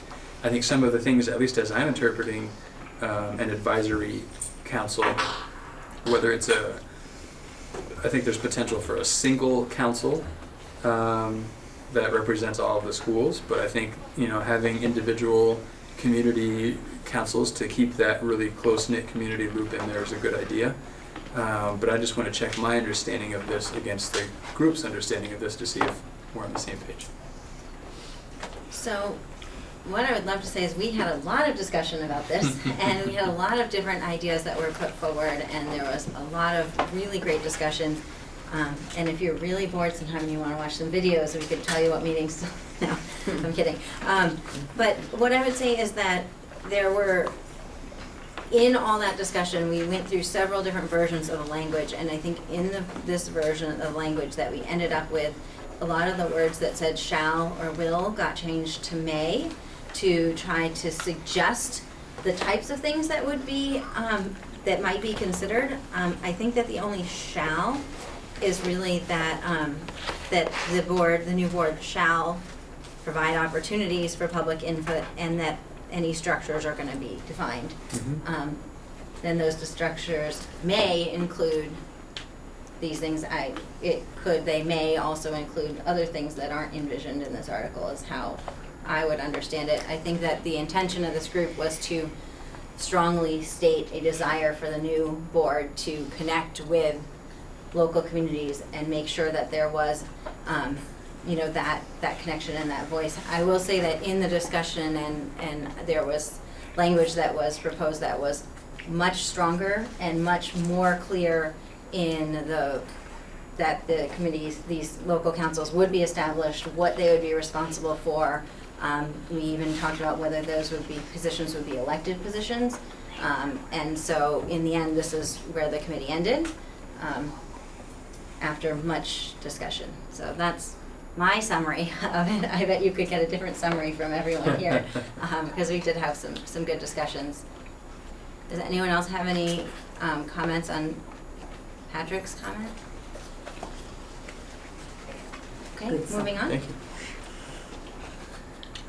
Did you have one more, or is that it? Oh, I guess the other question was, so in the packet we received today, under the Articles of Agreement, there was some proposed language, some things that were voted on at the last meeting. So reduction of staff was one, transportation, education quality and equity, and then long-term cost savings. The last three, transportation, ed quality and equity, and long-term cost savings, were voted down at the last meeting, so I was curious if those should continue to remain in packets as they're coming out in subsequent meetings, or if they should no longer remain in packets in subsequent meetings. Thank you so much for helping us to segue to agenda item 4B, which is decision on whether to continue discussing these items. So I went back and forth. What I would say is at the last meeting, we did discuss these. We did have motions about these language. None of the motions passed. However, I felt that the committee did not clearly say, we don't want to have an article about transportation. We just didn't pick one that we did want to have. So my goal, and at this point it's 8:15 and we have some folks here who've come from central office because they want to talk to us, not that they stayed here at the office, to talk to us about the report and the data. So I really want to make sure that we get to that. My hope was that maybe we could even just do a quick straw poll, and then perhaps we would be ready to have a motion that said, yes, we want to talk about this more with Steve, or no, we don't want to talk about this more again ever. I don't know where the committee feels. I think we had some really good discussions, and I felt like we were maybe getting to a place of understanding. The one thing I do want to say, in talking to Steve, I did send these to Steve as well, and he did look at them.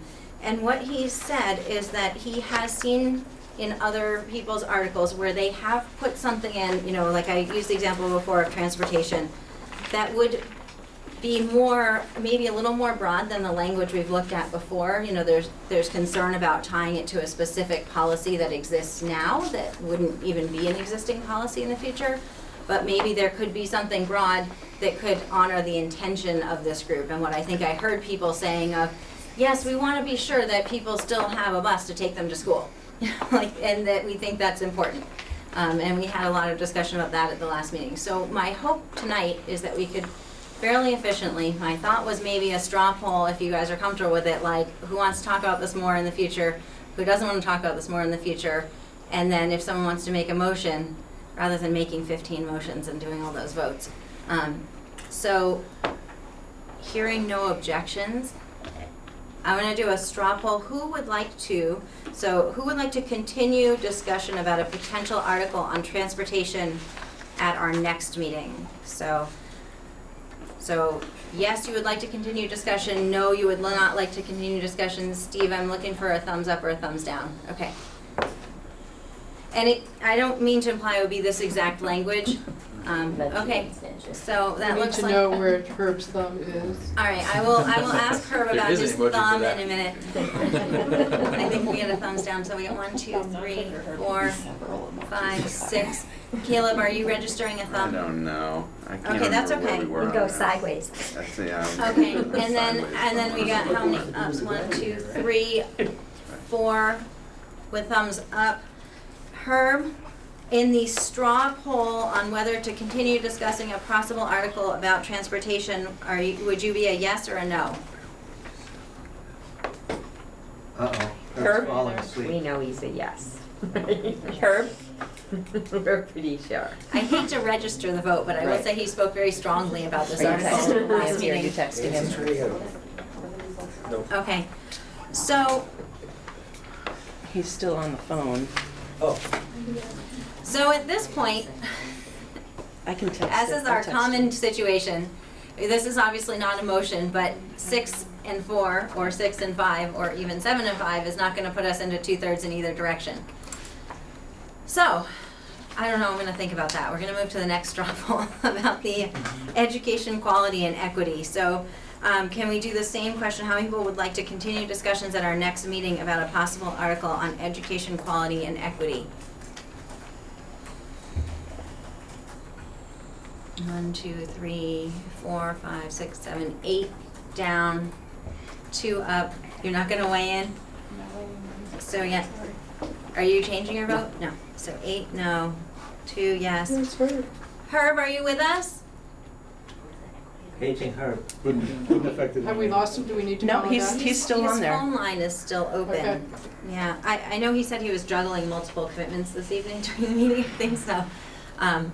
Okay, so then so that was the education quality and equity. Let's go ahead and do a straw poll on the long-term cost savings. How many people would like to continue discussion of the long-term cost savings at a future meeting? 1, 2, 3, 4, 5, 6, 7, 8, 9 thumbs down, 2 thumbs up. Herb? Okay. So it looks to me, based on the number of people participating in our straw poll, that it is likely that we would have a 2/3 majority if someone wanted to make a motion about the education quality and equity and long-term cost savings.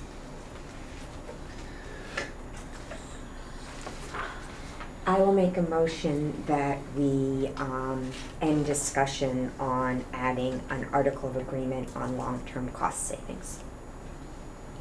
Only on the long-term cost savings. Great. Is there a second? I'll second. Seconded by Kate. Is there any discussion? Nancy?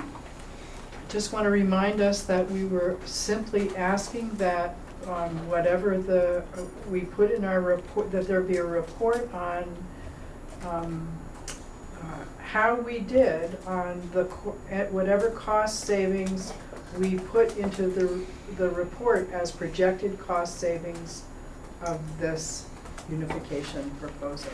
And that we include that the article was about getting back to that with voters and telling them whether those cost savings were realized. Great. Thank you, Nancy. So all of those in favor of the motion to end discussion of the article on long-term cost savings, please raise your hands. So it's 1, 2, 3, 4, 5, 6, 7, 8, 9 in favor. All those opposed? 2. Herb, are you present? So that would be 9, 2, and 1, so that motion passes. Herb? Who's back? Yeah, I'm here. Okay. Herb, we just took a vote. I'll have to abstain. Okay, so that would be 9, 2, and 1. 9, 2, and 2, sorry, count me in that. Thank you, I always appreciate the help with the counting. So that is the long-term cost savings, so we will remove that from consideration at future meetings.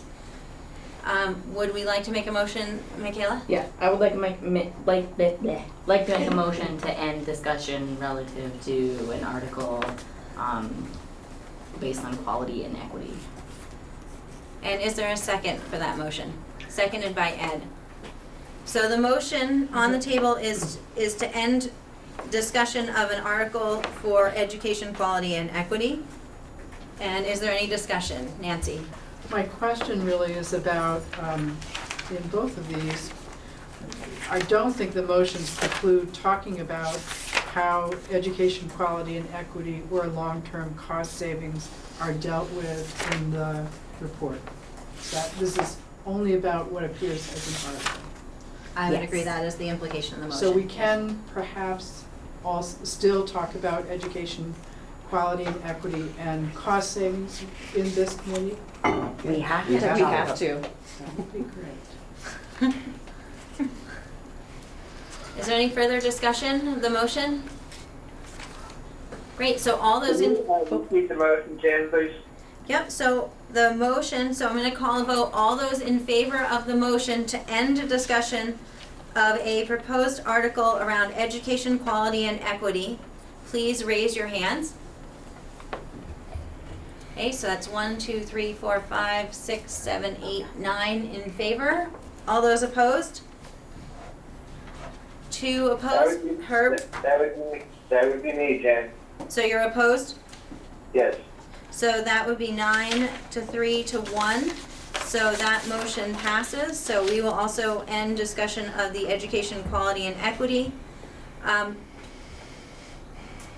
Based on the straw poll, I'm not clear that we're going to have a successful motion in either direction on the transportation, so perhaps that's one that we will see if Steve has any brilliant ideas for us next week. Great, thank you all so much, that's very helpful. I didn't want to presume that because we didn't approve any language that we didn't want to talk about stuff. So I wanted to make sure that the committee had the opportunity to make a decision on that. So that's very helpful. We did also forward out today some comments we received from Donna Russo-Savage on the articles. I don't believe that it is a good time for us to get into those at this point. So we will need to revisit those next week. I will ask you to please review those. If you haven't already done so. For the most part, what she has submitted, I think, is, again, some wording, predominantly wording suggestions, but we will plan to have some brief discussion of those next week. Excellent. Thank you all so much for your work on this. So we are going to move on to agenda item number 5 to work on the draft report. I wanted to just point out as we move into this topic that we did include a fact sheet from the AOE about the property taxes. It is pretty heavy stuff, but hopefully you guys got a chance to look at it. I think, thank you, Armando, for sending that. I think you sent that over to me, right? Yes. Yeah. Yes. Yeah. What sheet do you need to? It was at the back of your 16. agenda packet, starting on page 16. It's Yeah. Jeff Francis's. Vermont Department of Taxes. It was this one about how the property tax rates will be established, and I honestly don't want to have to give an explanation of it just yet. I've got to study it a few more times. But I didn't think that we would necessarily have a discussion of it as a committee. I just wanted to, it came to me from Armando, thank you, and so I wanted to put that in here for everyone's information. So the main thing that we wanted to talk about, I believe, tonight with the report was we wanted to talk a bit about the approach that we're going to be taking and then look at some of the data. And I know, Katrina, you had some questions or some discussion points as well, so we'll make sure we get to those. Allison, did you want to kick off the discussion of the report? Feel free to say no, but it's not. No. I don't need to. I don't feel I need to say anything. Okay, great. So I guess basically what we would need to do is just give the committee kind of a sense of what we would like to talk about with the report. So we had circulated a draft of the report. So we had circulated a draft of the report earlier in the week. Since the time that draft was circulated, we've gotten some feedback from our wonderful team here in the main office that they have some suggestions of how we might address some of the information in a different structure that might be a little bit more efficient, maybe. I don't know if I should editorialize it that way. But Katrina, do you want to say anything about that? Well, when Allison reached out to me last week and said that the committee was looking for some data and some information, we asked for some more specifics. It's been, as you know, tricky for our office, making sure that we're in attendance and have a lot of time to help support your team. And as you can see, we're making our symbolic gesture to show you that that's going to change. We really appreciate all of the work that you all are doing on our behalf and on the behalf of all of our learners across all 5 towns. So in looking at the list first, my first goal was to divide and conquer. So I took the list that Allison sent and I tried to make a Google Doc and I tried to assign Howard and Susan and myself and whoever in the office could help us pull together some couple paragraphs to kind of satisfy each one of these headings.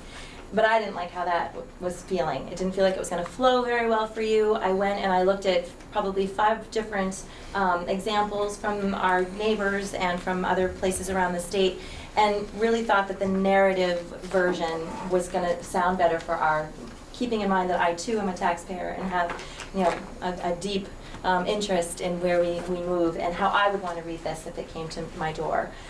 So I took a stab at a narrative, trying to weave in some of the pieces that you all talked about wanting, and it very much, the narrative itself in the language that I'm playing with very much mirrors the example that I think you have in your packet on page 26. But I don't think we've shared the one we were playing with yet, right? So we're still in the midst of playing with it. I'm on page 7, I'm about 12 hours in, so I kind of wanted to stop and make sure that this was the direction that we wanted to go if we wanted to leave people with copies or share the Google Doc with all of you tonight so that you have a chance to look at what it sounds like, what it looks like between now and next Wednesday. That was what I was going to ask. Does that sound reasonable? She's been a great grammatical checker, too. Well, and I really appreciate the effort that you're putting in, and it's very beneficial to have that view. I think that we, as a committee, we're trying to imagine some of the things that you guys have a much better view of than we do. And certainly as a board member, we stay out of a lot of the stuff that we want to imagine could be different in the new district. So that's very helpful. So if you guys do have the draft of the report that was sent, if you can find page 26 where it says vision for a new district, Allison has some hard copies of, that's the version that was emailed out? Yes. Okay, so that was the version that was emailed to you if anyone wants a paper copy of it. So the vision for a new district, and this appears in other reports that we've seen where they kind of go through some of the goals of Act 46 and talk about how that might work for our district. So I just wanted to tell you that's sort of the approach that we're currently working with. So Herb, thank you so much for your patience. I appreciate that you're raising your hand. So Herb, go ahead, you have the floor. Oh, yeah, thank you. I'm not sure if this is the right place to talk about this, but it sounds like we're talking about the report in general. Is that correct? Yes.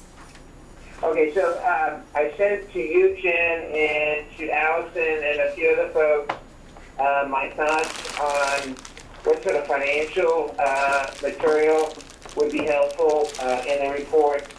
I'm not going to go over that in real, in a lot of detail. Basically, the general point, however, is that I think the community is going to need to know the tax impact of various consequences of merging into a unified community district.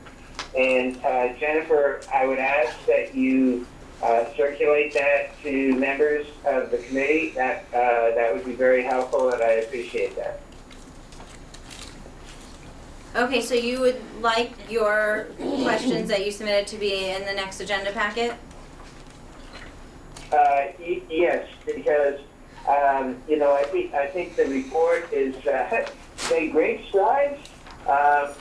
There are some particular financial information that I think the community is going to need is going to be very interested in knowing, mainly around tax impact issues. And I outlined that in the note that I'm asking that you circulate there. It has to do with, the incentives, cost savings, debt issues, equalized per pupil spending issues, and so suggesting these may be de minimis issues, but I suspect that the community is going to want to know this kind of information. So I'm encouraging, number one, I'm requesting that you circulate that, Jennifer, and number two, I encourage the committee to include that information in the report. Great, thank you. And I did have the benefit of getting those questions in my email, so I realize most of you haven't seen them yet. I think it will also be quite valuable to get a perspective, and I'm not sure if it's from Howard or from others who are familiar with the numbers and with the different models of the viability of being able to produce the numbers at the level of detail that you're requesting in your questions. And so we can hopefully have an update about that next week, I hope. So, all right, we got questions. Steve? So I certainly agree with a piece of what Herb is requesting, and it is exactly what people want. People want to know is, when we unify the school district, are my property taxes going up or are they going down? And actually that is a pretty simple calculation, certainly for the first year. Every year after that, it's a complete, crapshoot, if you will, because it depends on how the budgets go, how many students we get, et cetera, et cetera. But it's state. Right. But it is a pretty easy calculation. And those tax incentives, if you will, are there to buffer us so that it looks like to everybody that it's a win. Some people are going to win more than others. some people are more equal than others. But that's what those tax incentives are there for. Because some people are currently paying more in property taxes than some towns are paying more in property taxes than other towns. Great, thank you. And I do know that we got those numbers. I'm looking in my binder. I remember sitting, why can I always remember what room we were in? Allison has them in front of her. We Sorry, got the output from that financial model at one of our meetings that happened at Mount Abe. So it was in the era when we were still meeting at Mount Abe. But we did get the output from that financial tool that had the projections of the cost, the tax rate, the tax savings by town. So it would be great. I wonder if we can track down the electronic version of this and include this in the packet as well. I think that, and we will definitely include Herb's questions. I would say Herb's questions are asking for this to be broken out at a greater level of granularity than what we got from the financial model. And you guys remember seeing that, right? It was a while ago. We were disappointed. It was like one page. Okay, Elin? I don't understand the rationale for when we actually count students and when we use equalized pupils. And so it seems like these appendices switch back and forth from using enrollment to using equalized pupils. Let me see if I can find it. Can I ask you to hold that question? Okay. Because if someone at the table can answer, it's probably Allison, so. Oh, That's okay. okay, sorry. Elin, can you Repeat? ask the question again? I'm assuming that the rationale for using enrollment in some and equalized pupils in some is because that's what the state uses. But I don't understand, assuming that that's true, I don't understand why the state is switching back and forth between those two things. So the rationale in the charts provided, you have education spending per equalized pupil. Yeah. Those two things will always be tied together. It will never be enrollment against education spending because it's particular. So then you have enrollment, and that's enrollment as of October 1st. Right. Of each of those years.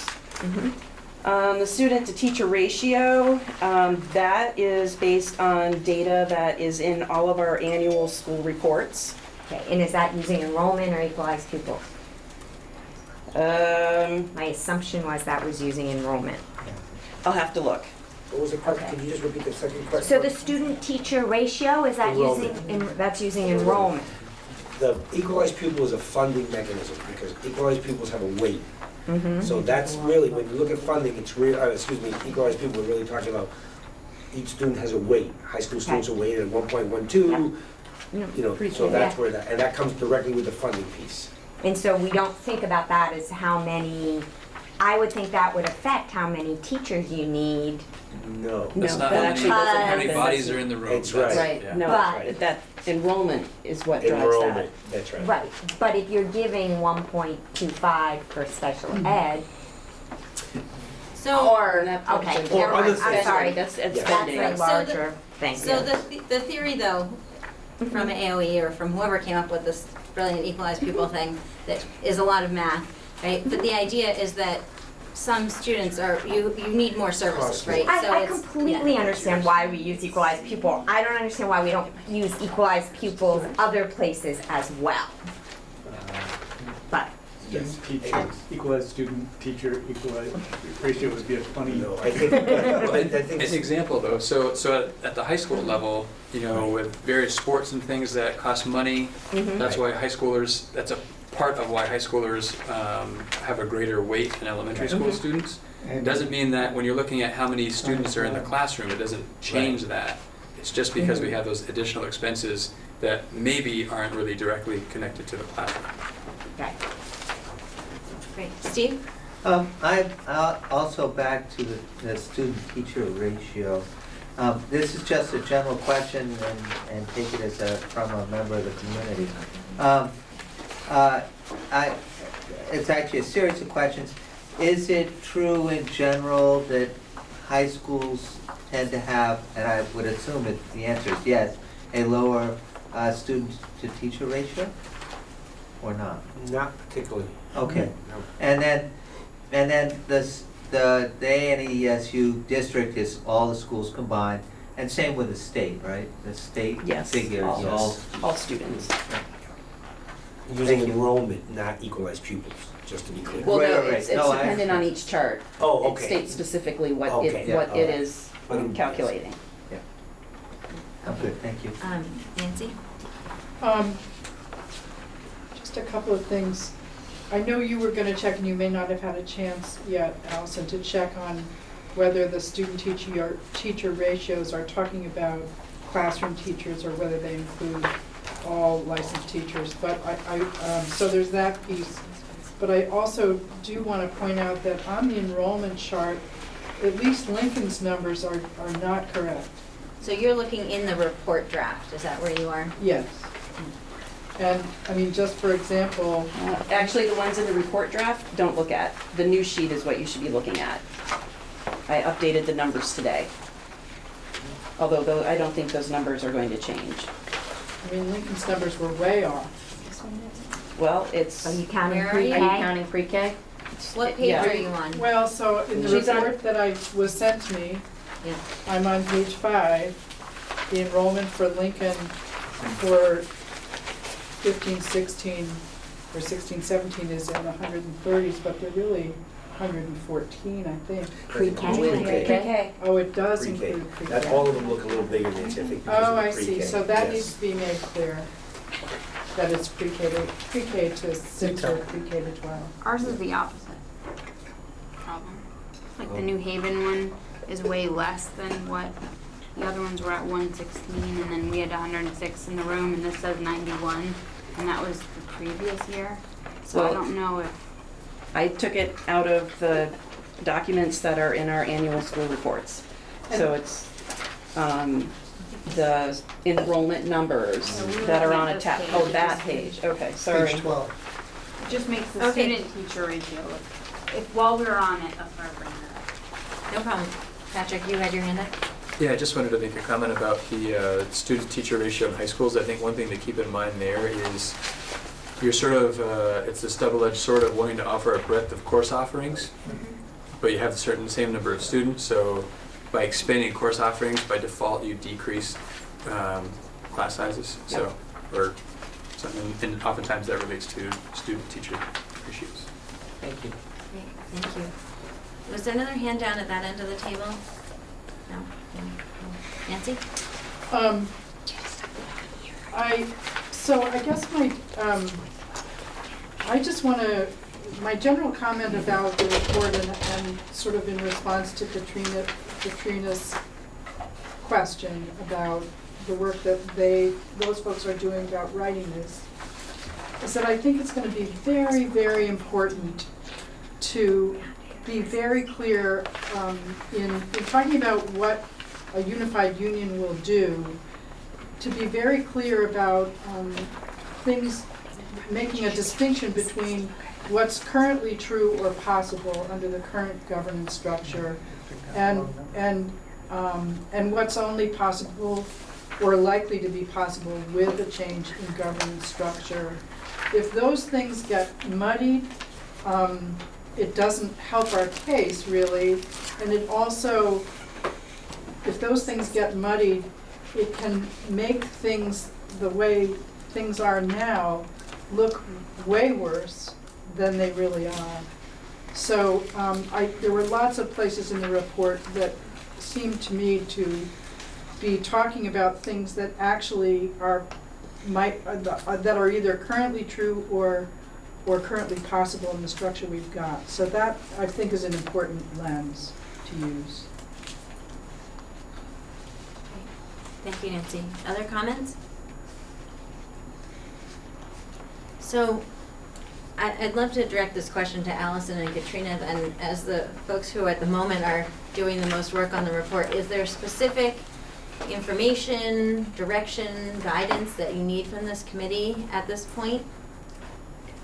Well, do you feel like we're ready just to share where we are right now in the narrative and have them look at it between now and next week? I'll leave that up to you. I think I have to be, because I have some Okay. other commitments coming Okay, up sure. in the next couple Yeah. days. I'm not sure I'll get a chance to look at it at the level that I have in the last couple days. And you know, when you get so close to something, you need to step back.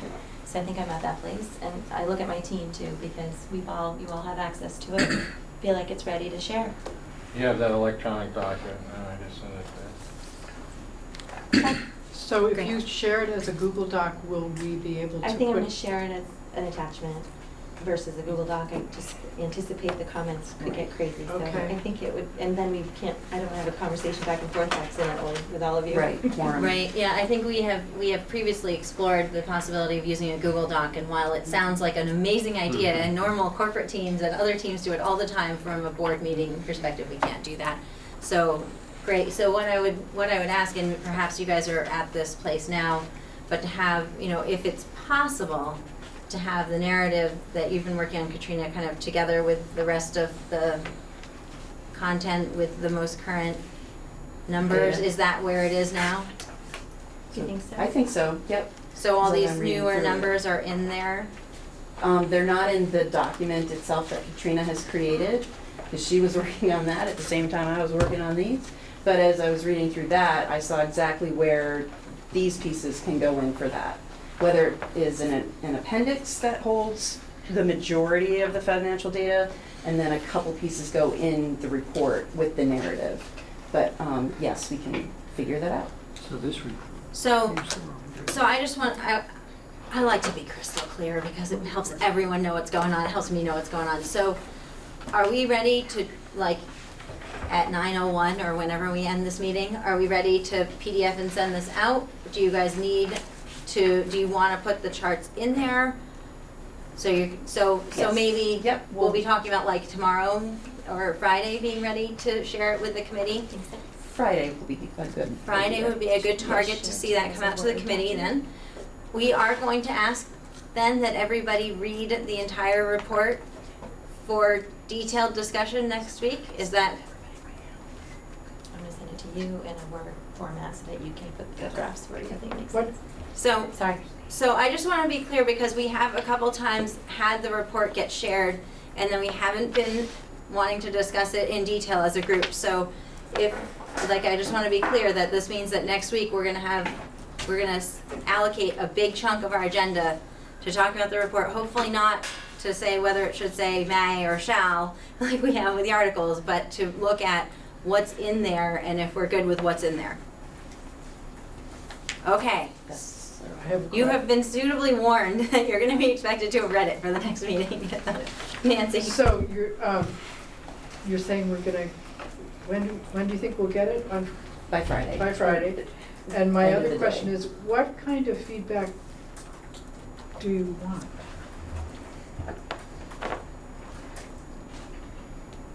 That would be to you, right? Because we're not gonna get feedback between now and Wednesday. The feedback will come on Wednesday, correct? Right, so we On would have a Wednesday. discussion, but you're wondering What kind of feedback do you want?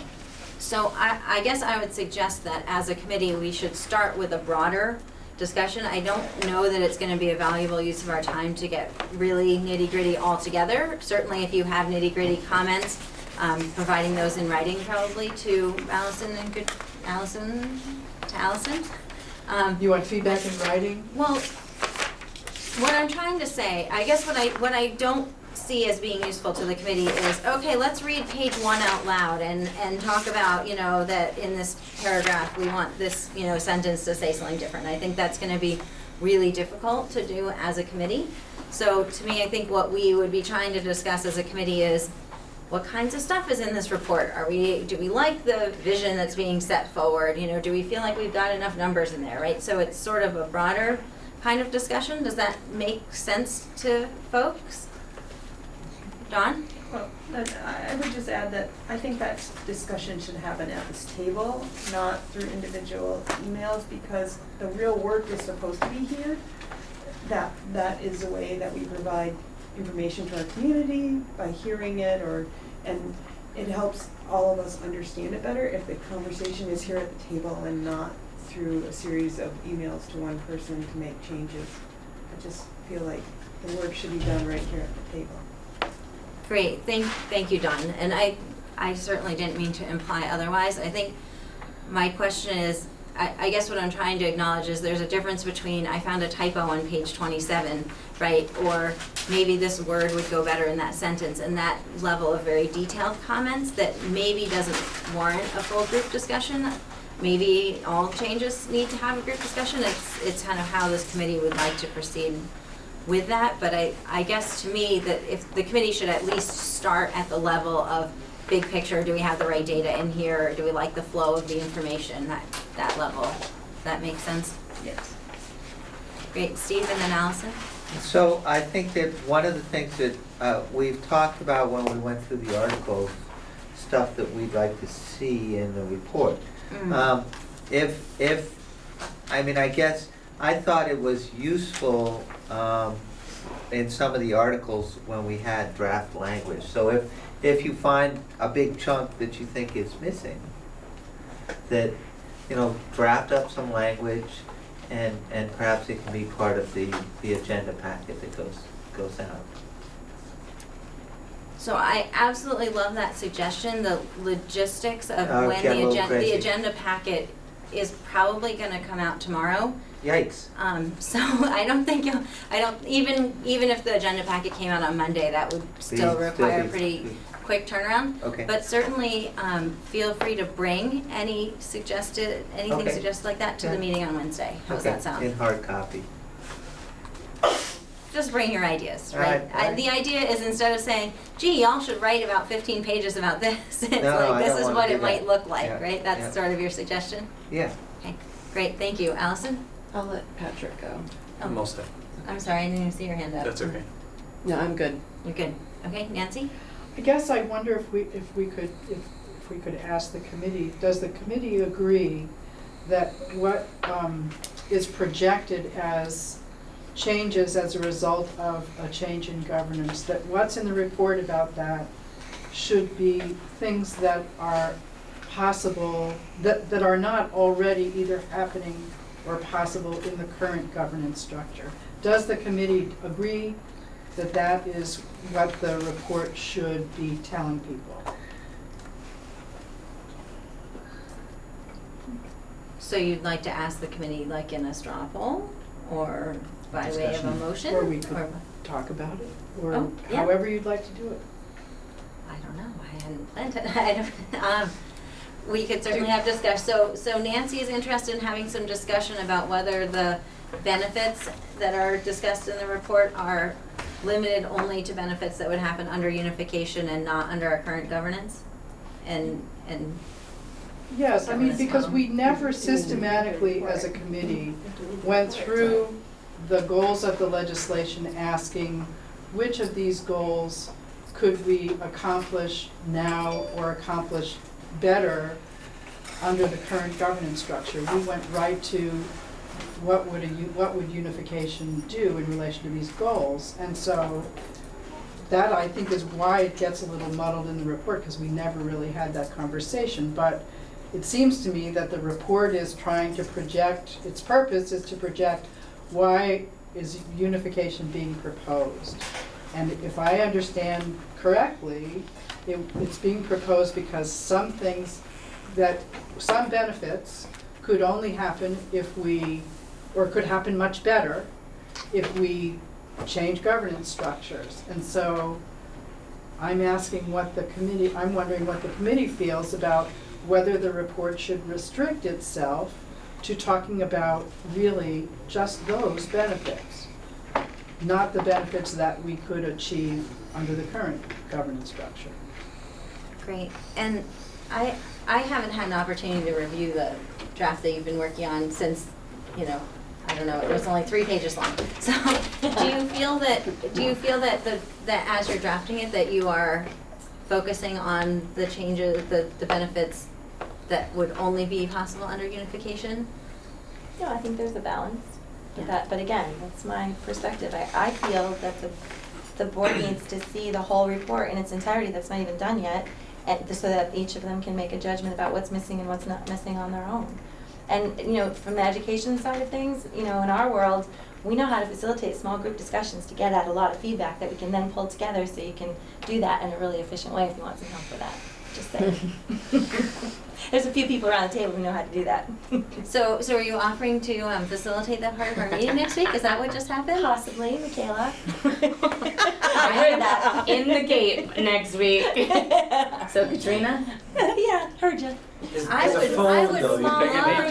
would love, I can get absolutely love some help with that. So, because I've been struggling a bit with how to have a committee of this size have a meaningful discussion of such a lengthy document. So, great, thank you. And, you know, please understand, when we got the draft, we didn't have any, we didn't know, I mean, we didn't have any instructions about it's done, it's not done. So, I mean, the reason I'm reacting to what I saw is that that's what I was supposed to do. That's what I thought I was supposed to do. And I definitely appreciate that, Nancy, and I appreciate that we didn't probably provide quite as much context as we could have. And we were also trying to respond to comments last week of don't send it to me the day of the meeting, Right, so we right, sent it right. further ahead of the meeting. Right. And then that has also provided some other challenges. So, Heard us back, great. by the way. Patrick, thanks for being patient. Sure. I just want to draw an important distinction between a couple of things. I think to focus only on what can only be achieved through unification versus what is more likely to happen, can be done more efficiently, etc. through unification is important. I would say there are very few things that are only possible through a unification. I think to do some of those things without unification is really complicated, and we've been living that for I don't know how many years. So I just wanted to be able to draw that distinction. So using those So, words is, I'm sorry, we gotta- is helpful. Thank you. Yeah, we got More possible, less complicated. So we have some other folks who are waiting. Sorry. Yep. Allison? I just wanted to say, I think we can table this discussion until we meet again and everybody has had a chance to read through the new report. Because you've been looking at one thing and have a reaction to that, and there's something else that's almost ready to be sent. So you will be able to, everybody will be able to look and read the new report, and then we can have that discussion. But I think to have that now is putting the cart before the horse, because in my personal opinion, you have to talk about all of those things. You have to talk about our current structure, not unifying and unifying. So all of that has to come together, and you can't restrict it to one or the other. So no one here, other than a few of us, have read this specific report. So I would just suggest that we hold off on determining how the committee feels about such and such until everybody's had a chance to read it and see if it meets their concerns and what other suggestions they might have. But I don't think it's a beneficial conversation to have right now because no one has seen it. Well, it'll be helpful to know when you send us things, if you expect us to read them and, you know, what kind of feedback you want. So that'll be helpful going forward. We will work on being better about that. Thank you, Nancy. Were there some other hands down at the end of the table? No? I'm hallucinating hands raising No, at this point. Ed, go ahead. I appreciate the fact that many important, big, expensive functions, IT, special ed, transportation, have already been merged into the central office. However, I also believe that unification or merger of the whole union will allow even those centralized functions to work and be performed and more efficiently than they are now. I believe that absolutely. We can't put our finger on it. We will experience it eventually, but I believe that. Great, thank you, Ed. Any further discussion? Excellent. All right, I just want to close discussion of this by just saying thank you again, Katrina, Allison, everyone who's contributing to putting this report together. It's a lot of pages, it's a lot of thinking and a lot of work, a lot of digging through different sources of data that have different numbers and different versions of the same numbers. So thank you for your work on that. I really appreciate it. So moving on in the agenda, this, you guys, like, this has not happened in months. We are on schedule. I'm sorry. Whoa! Okay, we are on agenda item number 6 of other business. Does anyone have any other business to raise this week? Oh, I have like 10 things. No, you don't get to talk. No. Sorry, that was terrible. Okay. Okay, before anyone gets too giddy, we got a hand up. We have some other business, so we're still focused. Mike, your other business? I just want to note that today we had planned on having a public meeting that we canceled because I was feeling that we weren't ready for it, and wonder whether you or others have considered a timing for that meeting. So our current work plan is included on page 3 in the packet, and it's funny, I actually didn't put that as an agenda topic tonight to visit the work plan. We did have quite a good discussion about that last time, and so I did basically just I don't think I changed this significantly from what we looked at last time, except it just has the option that we chose to go forward with. So our current work plan has us finishing the articles and the report by the end of June, which would imply next week's meeting. We can evaluate whether that is in fact likely to happen. I think that we have, so the idea initially was that we would get all the way through our articles and our report, and then we would go wrap it up with a bow and send it to the lawyer, here it is, done. I think we are helping to make this review cycle a little bit more interactive, so we've gotten a first legal review of the articles, AOE has seen the articles, so it's being a little bit more interactive than we had initially envisioned. But we had envisioned that we would have the report draft complete after next meeting, that we would send that for the legal review, and that we'd be able to meet in mid-July to review the comments from the attorney and to get ready for the community forum, which would be scheduled also in mid-July. So it probably is a good time. Well, we could discuss it tonight, or we could discuss it next week based on our progress that we make next week. Ed? Just to check in, seems to me at least the first approved draft of the articles is done, right? We've hit them all. So we have, as a committee, approved all the 16 drafts that are, or the 16 articles that are currently in there. I think the only one that is possibly still pending discussion is if we wanted to add something on transportation. We are still sorting through, I think we had one other one, I don't even remember, a couple hours ago now, but I think we had one other one that we wanted to discuss further with Steve next week. Transportation. Just the transportation, okay. But yes, I think our articles are at this point fairly well together. Typically, the way the review and anything that would be presented would be the articles within the context of the report. So the committee does need to get that work done as well. Great. So Herb is raising his hand. Herb? Herb? Yes. Yeah, sorry about that. Actually, my question is answered. I was interested in knowing what the timeline was going forward. I actually see that on page 3 of the agenda package, so I assume that has been changed. Great. So one. I didn't realize it wasn't finished, but if I could just finish on that same line. I had been in communication with Nancy Yannette about facilitating the meeting. I then did communicate with her that the meeting was canceled or postponed to be announced later, and I just want to ask, should I be in touch with her about a potential new date? We can visit that later. I just want to recognize that we were in communication with somebody about facilitation. Great. So I would suggest that we visit the question of the date at our next meeting. So part of what was driving that, certainly we value connecting with the community and feel that it's important to get this information out to the community. You know, part of the question is where in the review cycle does all of this need to happen?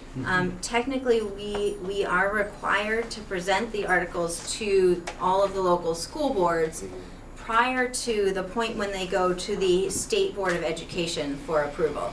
So while we had envisioned wanting to do that before we sent them to AOE, we actually are not specifically required. I mean, it would be optimal to do everything one step at a time. I have heard from other communities where they have done things concurrently, so maybe they've sent in the report to AOE and they've sent it to the boards. I know the date has been selected for the all boards retreat, which is in August. It may be difficult to get a quorum of all the local boards during July, which is a month in which school boards do not normally meet. So there may be an advantage to having this be a topic, should there be time on that agenda. And for the all boards retreat, we could certainly explore that. That doesn't change whether we need to connect with the community, whether we want the community to see the report before we send it into AOE. But that is something that was in the mix there. Again, on the path of less desirable but still possible, Steve Stitzel mentioned that with the Rutland Northeast, that what they had done is they actually, so he was saying that if we really had to, we could still have our articles approved by the State Board of Ed in October and still have a November vote. It's a little risky, but that's apparently what they did in Rutland Northeast. They had been shooting for a town meeting day vote and then decided, like, what the heck, we got this thing done, let's just do it already. That's sort of how he reported it. I'm sure they said it much more officially than that. But so they moved their vote up to January, and they actually they voted to warn the vote in December before they had gotten the approval from the State Board of Ed. So I'm assuming at that point they'd had enough review that they felt confident that they would get approval. But so if we're really in a pinch, that is something that's possible, that even if we don't get to that September review date, which I'm keeping my fingers crossed we get to that September review date, but that, you know, that isn't the, oh my gosh, we have to reconsider everything date that I had been thinking that it was. So I just wanted to share that information as well. Elin. So do you want the boards to poll their members to see if we can have a quorum on the 18th? Well, I would welcome comments from others. My feeling, and the reason that I decided not to announce the forum that we had originally planned to have tonight is that I didn't believe with where we were as a committee that we would have a report that was ready to present. And as you can see based on where we are tonight, we don't have a report that would have been ready to present to our community tonight. That's a good decision. That's a good decision. Well, thank you. It was a little nerve-wracking. It was hard to make a decision without consulting the committee on that. However, I feel that when we announce this, we gotta know, I mean, we need to have enough advance notice that people can plan to be there, but I also wanna really feel confident that we will actually have a report to present, and that we're not gonna put the finishing touches on the report, you know, at midnight the night before, because we want people to have the opportunity to see it, and we need to have a slide about it, and yeah. So while I agree with that for the community forum, I certainly think asking the boards if they're available on that night can be done in a friendly, will you be available if there is a meeting, so that you can change, you can think about whether it's just a community forum or it's a board meeting. Okay. Would it be helpful if I put together a doodle poll that the board members, board representatives from each town could send to their other board members? I don't think you should fiddle with the date. I mean, I think there are just too many people. So you're suggesting you're just gonna email your board members and then and let me know? Yeah. What is it we want? You want Karen to send something out to all the board members and see if one listserv, she can send it out that says, are folks available on whatever day? The meeting. July 18th. I was trying to look and see if I still had it, because remember, we started with that week for our retreat, and we couldn't get, I mean, I think I got like 10 people total. I mean, maybe they were all from one board and you'll be fine, but that's not what we're going for. I did that week and I did the following week, and I scrapped July because so many of people. But 2 to 7 is different than that is true. 2. So that is true. I think it's worth asking. Okay. So I think what we're saying is then we would like to ask Karen to send that to all board members. Officially, we need the elementary boards because we need to consult with the towns. But I think it would be great to extend the invitation and to encourage the Mount A board members to attend as well. Okay, I will ask Karen about that. Oh, you'll do that? Okay. Well, is that okay if I ask Karen directly? Or an email now, but If you want to send her an email now, and I don't have to have it on my list, Yes. that's great. I just didn't know Yeah. how much we No. could ask you to No, still do. I'm doing it right now. Ask away, he's only got a little bit of time left, Yeah. right? He's here until midnight. Still here in the I room. know. So I can email Okay. from here. Yeah, right. Okay, thank you, And the Armando, date for your is help. July 16th? July 18th, July which 18th, is a and the Monday, time is? 6 to 8 p.m. So you're not thinking of that as the community forums? Well, it's potentially, yes. The question we're answering is, would we be able to have a quorum of school board members if it was a community forum and a board meeting? I see. Right, for a community forum, we need to announce it far enough ahead that people can get there, but we don't there's no like quorum of the community that we could poll.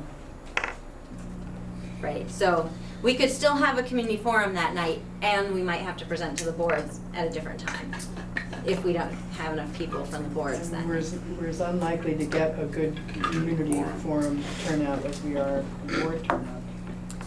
Well, that is the nature of our timeline. I think it's, that if we want to have an opportunity for community to provide input before it goes to AOE, that's it's gonna be sometime in July. So whether it's, I don't know how we can ask the community if more people are on vacation that week or the next week, right? I think that we will need to continue to have community events in the fall about it that will be just at a different point in the process. Is there any other? Then I would entertain a motion to adjourn. Sarah moves to adjourn. Is there a second? adjourn. Is there a second? Michaela? Yep. All those in favor of adjourning? Aye. Aye.